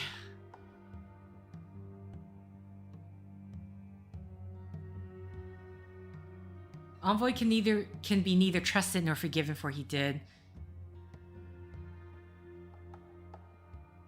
I mean, okay, let's look back at this because this is a bit of a mess of a case. So, Mercurio was killed by Bernardotti's guy. So we have that crime. The whole situation with the refugees is looking a bit worse because of the kidnapping and his man's death. That's the second thing. Then there was what happened to the girl. Now, what did, he's saying, I mean, this is what I hate. Like, I wish there was a way to organize all this information. So let's look at Bernardotti's, not his offer. Not the character portrait. Stolen paintings. A painting depicting a naked woman in the embrace of a devil found in the Bernardotti Company warehouse. This is the painting created by Boniface Mercurio and the one stolen from Werner Vogel's art gallery. However twisted the imagery is, Mercurio's mastery is undeniable. He might have become a renowned artist on par with the greatest, but now we may never know. Front door is closed. The only way in is guarded, so we either storm in or find a way for the guard to let us in. Oh. So that's why John was upset with us. So we did the storm in way. But then there's also a way to get the guard to calmly let us in rather than arresting all the men. Whoops.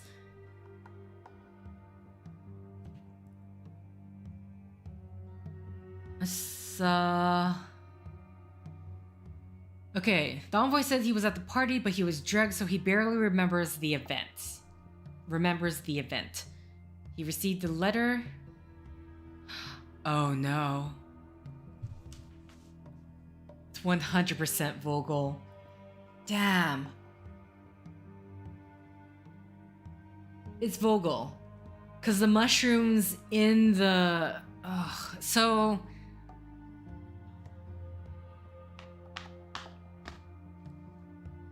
Okay, so I already think Vogel is Moriarty.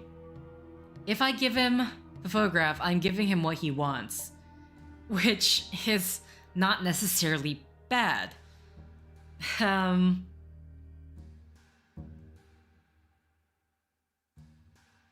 the same time, I don't know if I want to give Bernardotti that much power.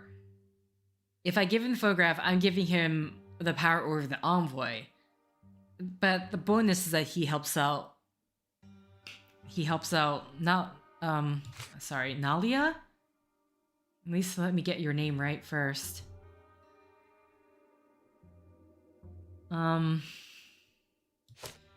if I help out if I give the envoy the photograph, he's gonna help out the refugees.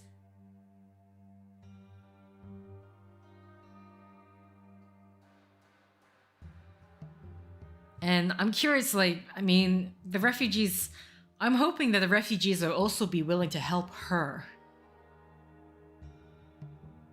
Because I don't know if separating her from her group, where they're protecting her, making her feel safe, is going to be better.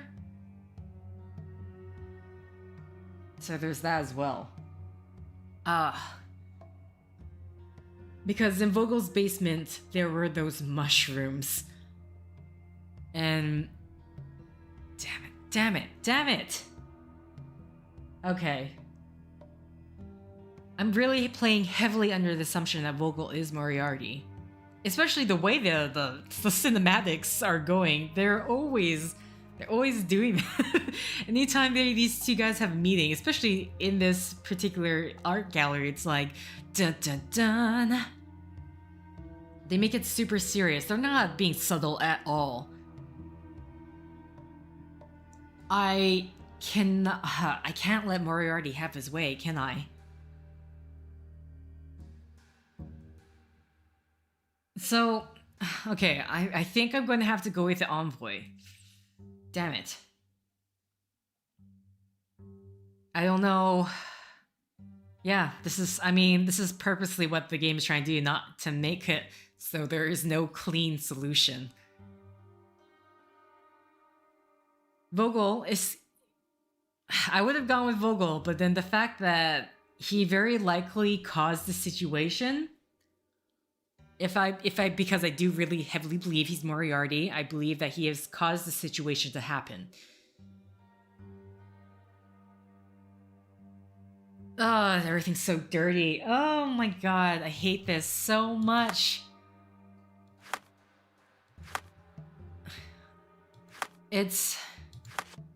I'm just hoping that she's got people... She doesn't want, I mean, it's not, she doesn't want our help, but she's not gonna trust us. And I don't know if she'll trust Bernadette. I mean, I don't know if trying to steal or kidnap her again is gonna... Okay. He is not going to be pinned for the crimes, even though if he is under the influence, we cannot. That is not a good reason still. But... the very least, I know I can't let Vogel have his way. But yeah, you guys, anyone watching this in the comments, you write down what you would have done instead. Because this one definitely does not have the easy answer. Technically, the easy answer is Vogel, but...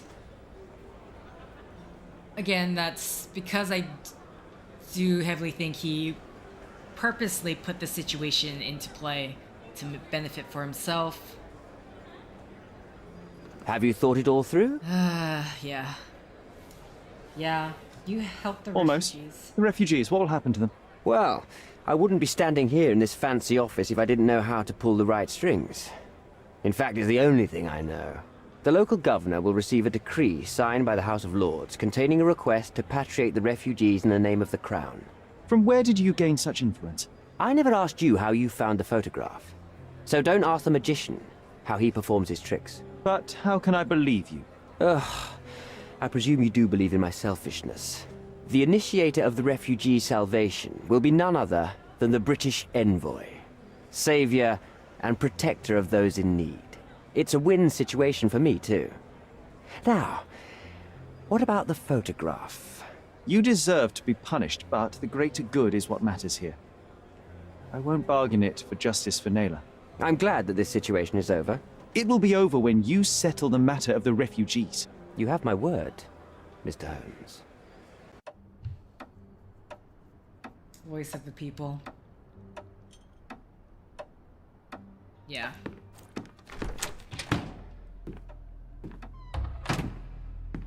Mr. Holmes, you've returned. Have you uncovered anything new about the theft?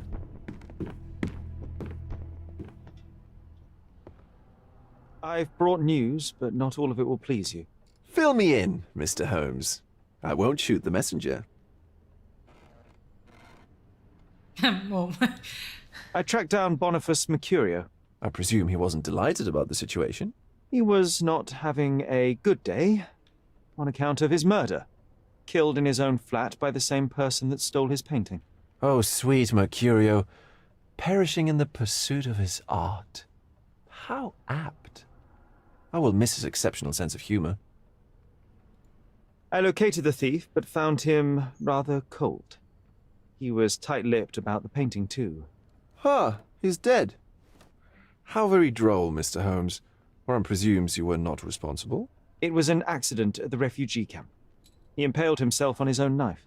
Life is nothing if not cruel and capricious. What about the stolen painting? Have you located it? I found the painting, but I could not retrieve it.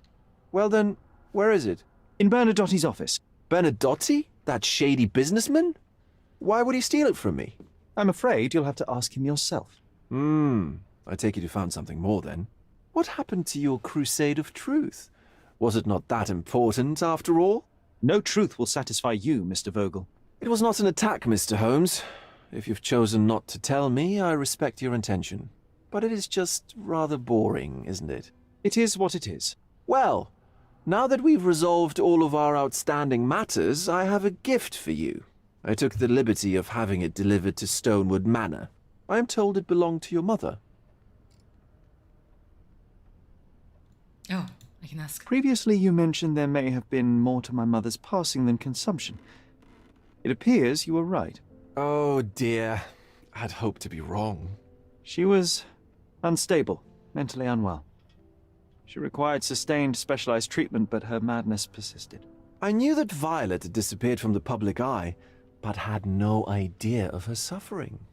I cannot imagine what you're feeling. I'm fine. Did he just grab Sherlock's chin and what was that? And what exactly have you sent me? Frankly, I'm not sure how to answer that. I trust you'll know. Okay. Thank you, Mr. Vogel. I am curious to see what you have procured.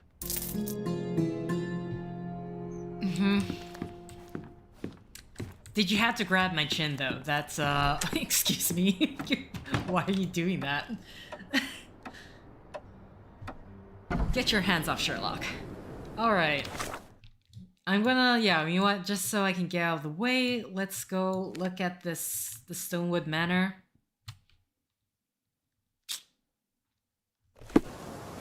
Ugh. He just looks more and more shady, that guy. Hi? Mr. Sherlock Holmes, I presume?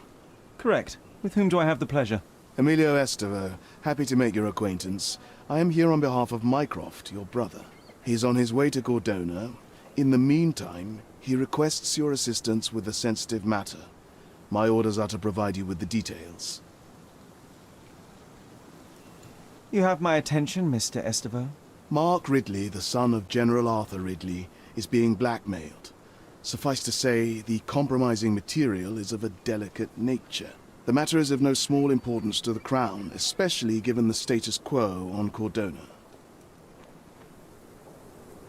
Yes, what? What about the status quo? The Ottoman population holds a certain animosity towards the colonial rule. It's been this way since we took over the island. General Ridley made concessions with their leaders, but I'm afraid we are still teetering on the edge of open hostility. What does Mycroft want me to do? Retrieve the blackmail material? No, sir, nothing of the sort. Mark Ridley is meeting the blackmailer atop the old city bridge tower. You shall observe from a distance, then establish the blackmailer's identity. Do not attempt to arrest him. We'll handle it from there. Saving the best for yourself? Fine. There is a cafe just over the bridge that provides a good vantage point. Please report to me when you are done. I'll be waiting for you here, and remember, discretion is of the essence. So disguises? So many things? Oh. It's, Just look at this thing. It's huge. what is it? No, but seriously, what is it? what am I looking at?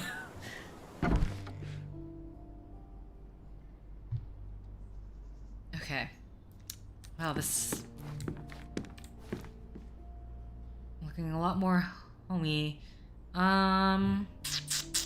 Look at my case files.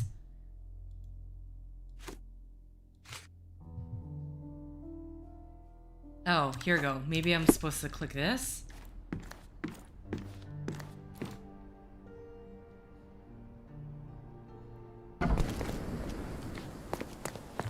Oh, here we go. Because John was covering... What the... What is that? What a bizarre object, and yet oddly familiar. Okay, we got ourselves a mermaid skeleton.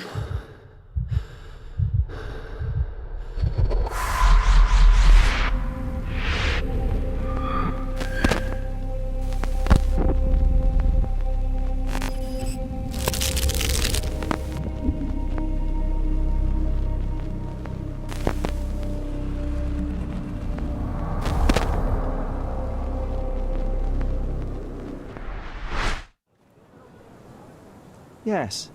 A room full of curiosities and artifacts. I think I can find it in the manor. Sherlock. So, you continue to pursue the imaginary. I had hoped you might have got all this out of your system by now. Mycroft, what are you doing here? Get out of my house. It's my house, actually. I've come to bring you back. I have no interest in returning, let alone with you. I know you lied about Mother all these years, claiming she was merely ill, but she was unstable. She never had tuberculosis. She was not recuperating, but mentally deteriorating, and you never once thought to tell me. How dare you? I shall not indulge this petulant tantrum. You can just tire yourself out and then slink back to London with your tail between your legs. Just tell me everything. I'm an adult now. Show me the basic courtesy of an explanation. You know I will find out eventually. The goal was stability, and that's what you got. The right thing for everyone was to try and move on from her passing.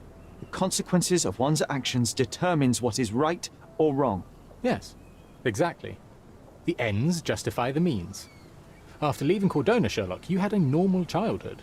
In London, I was able to support you, guide you, shape you into a fine and productive young man.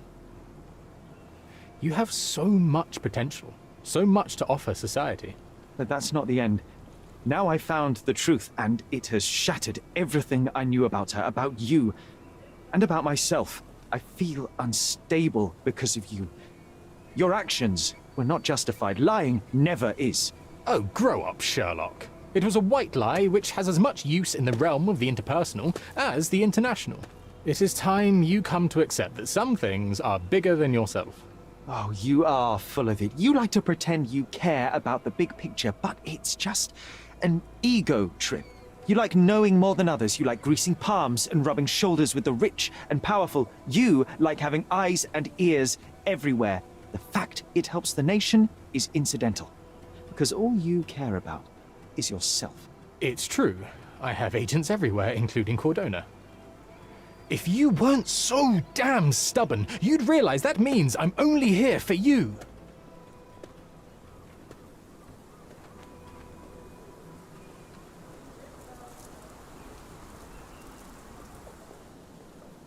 The conversation is interesting, particularly the part about when he said about looking at the bigger picture, because that case that we just did was either telling the full truth or looking at the bigger picture, which, depending on your choices, either makes Sherlock sound a bit hypocritical, or he's just following exactly what he believes. That said, he is, because of the emotional turmoil that he is going through right now, it does, what he says may not, I'm not sure, I want, for some reason, may not necessarily apply is what's coming to my mind, but that's not accurate. But he's upset at Mycroft. So it depends how much of what he said should you consider truth, or the bubbling emotions, just saying anything, who knows. But we can only know with future actions, so.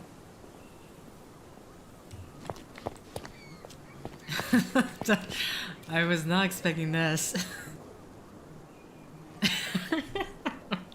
Okay, so, with that, now obviously, by the time I'm doing, so by the time of this recording, it's the day before I do a live stream where I'm doing these particular missions, the Cordona stories. Maybe I mean, I find it's going to be very easy to end up coming across these cases.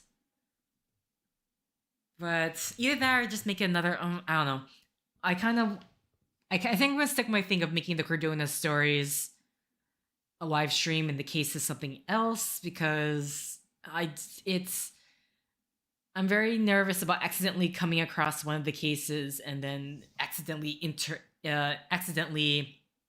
activating them. So either way, the set's going to end here. So again, let me know what would your choice be? Vogel, if he's Moriarty, be damned. Everyone needs to know the truth. No one really comes out good in the end, but at least Bonadati and the Envoy go down. I'm assuming that's how that's gonna work there. Otherwise, Bonadati gets the benefit and the girl gets treated like a princess according to him. We can only hope that he is true to his words. And then, though, yeah, we can only hope. If you're giving away the photograph, what means do we can assure that he's going to follow up?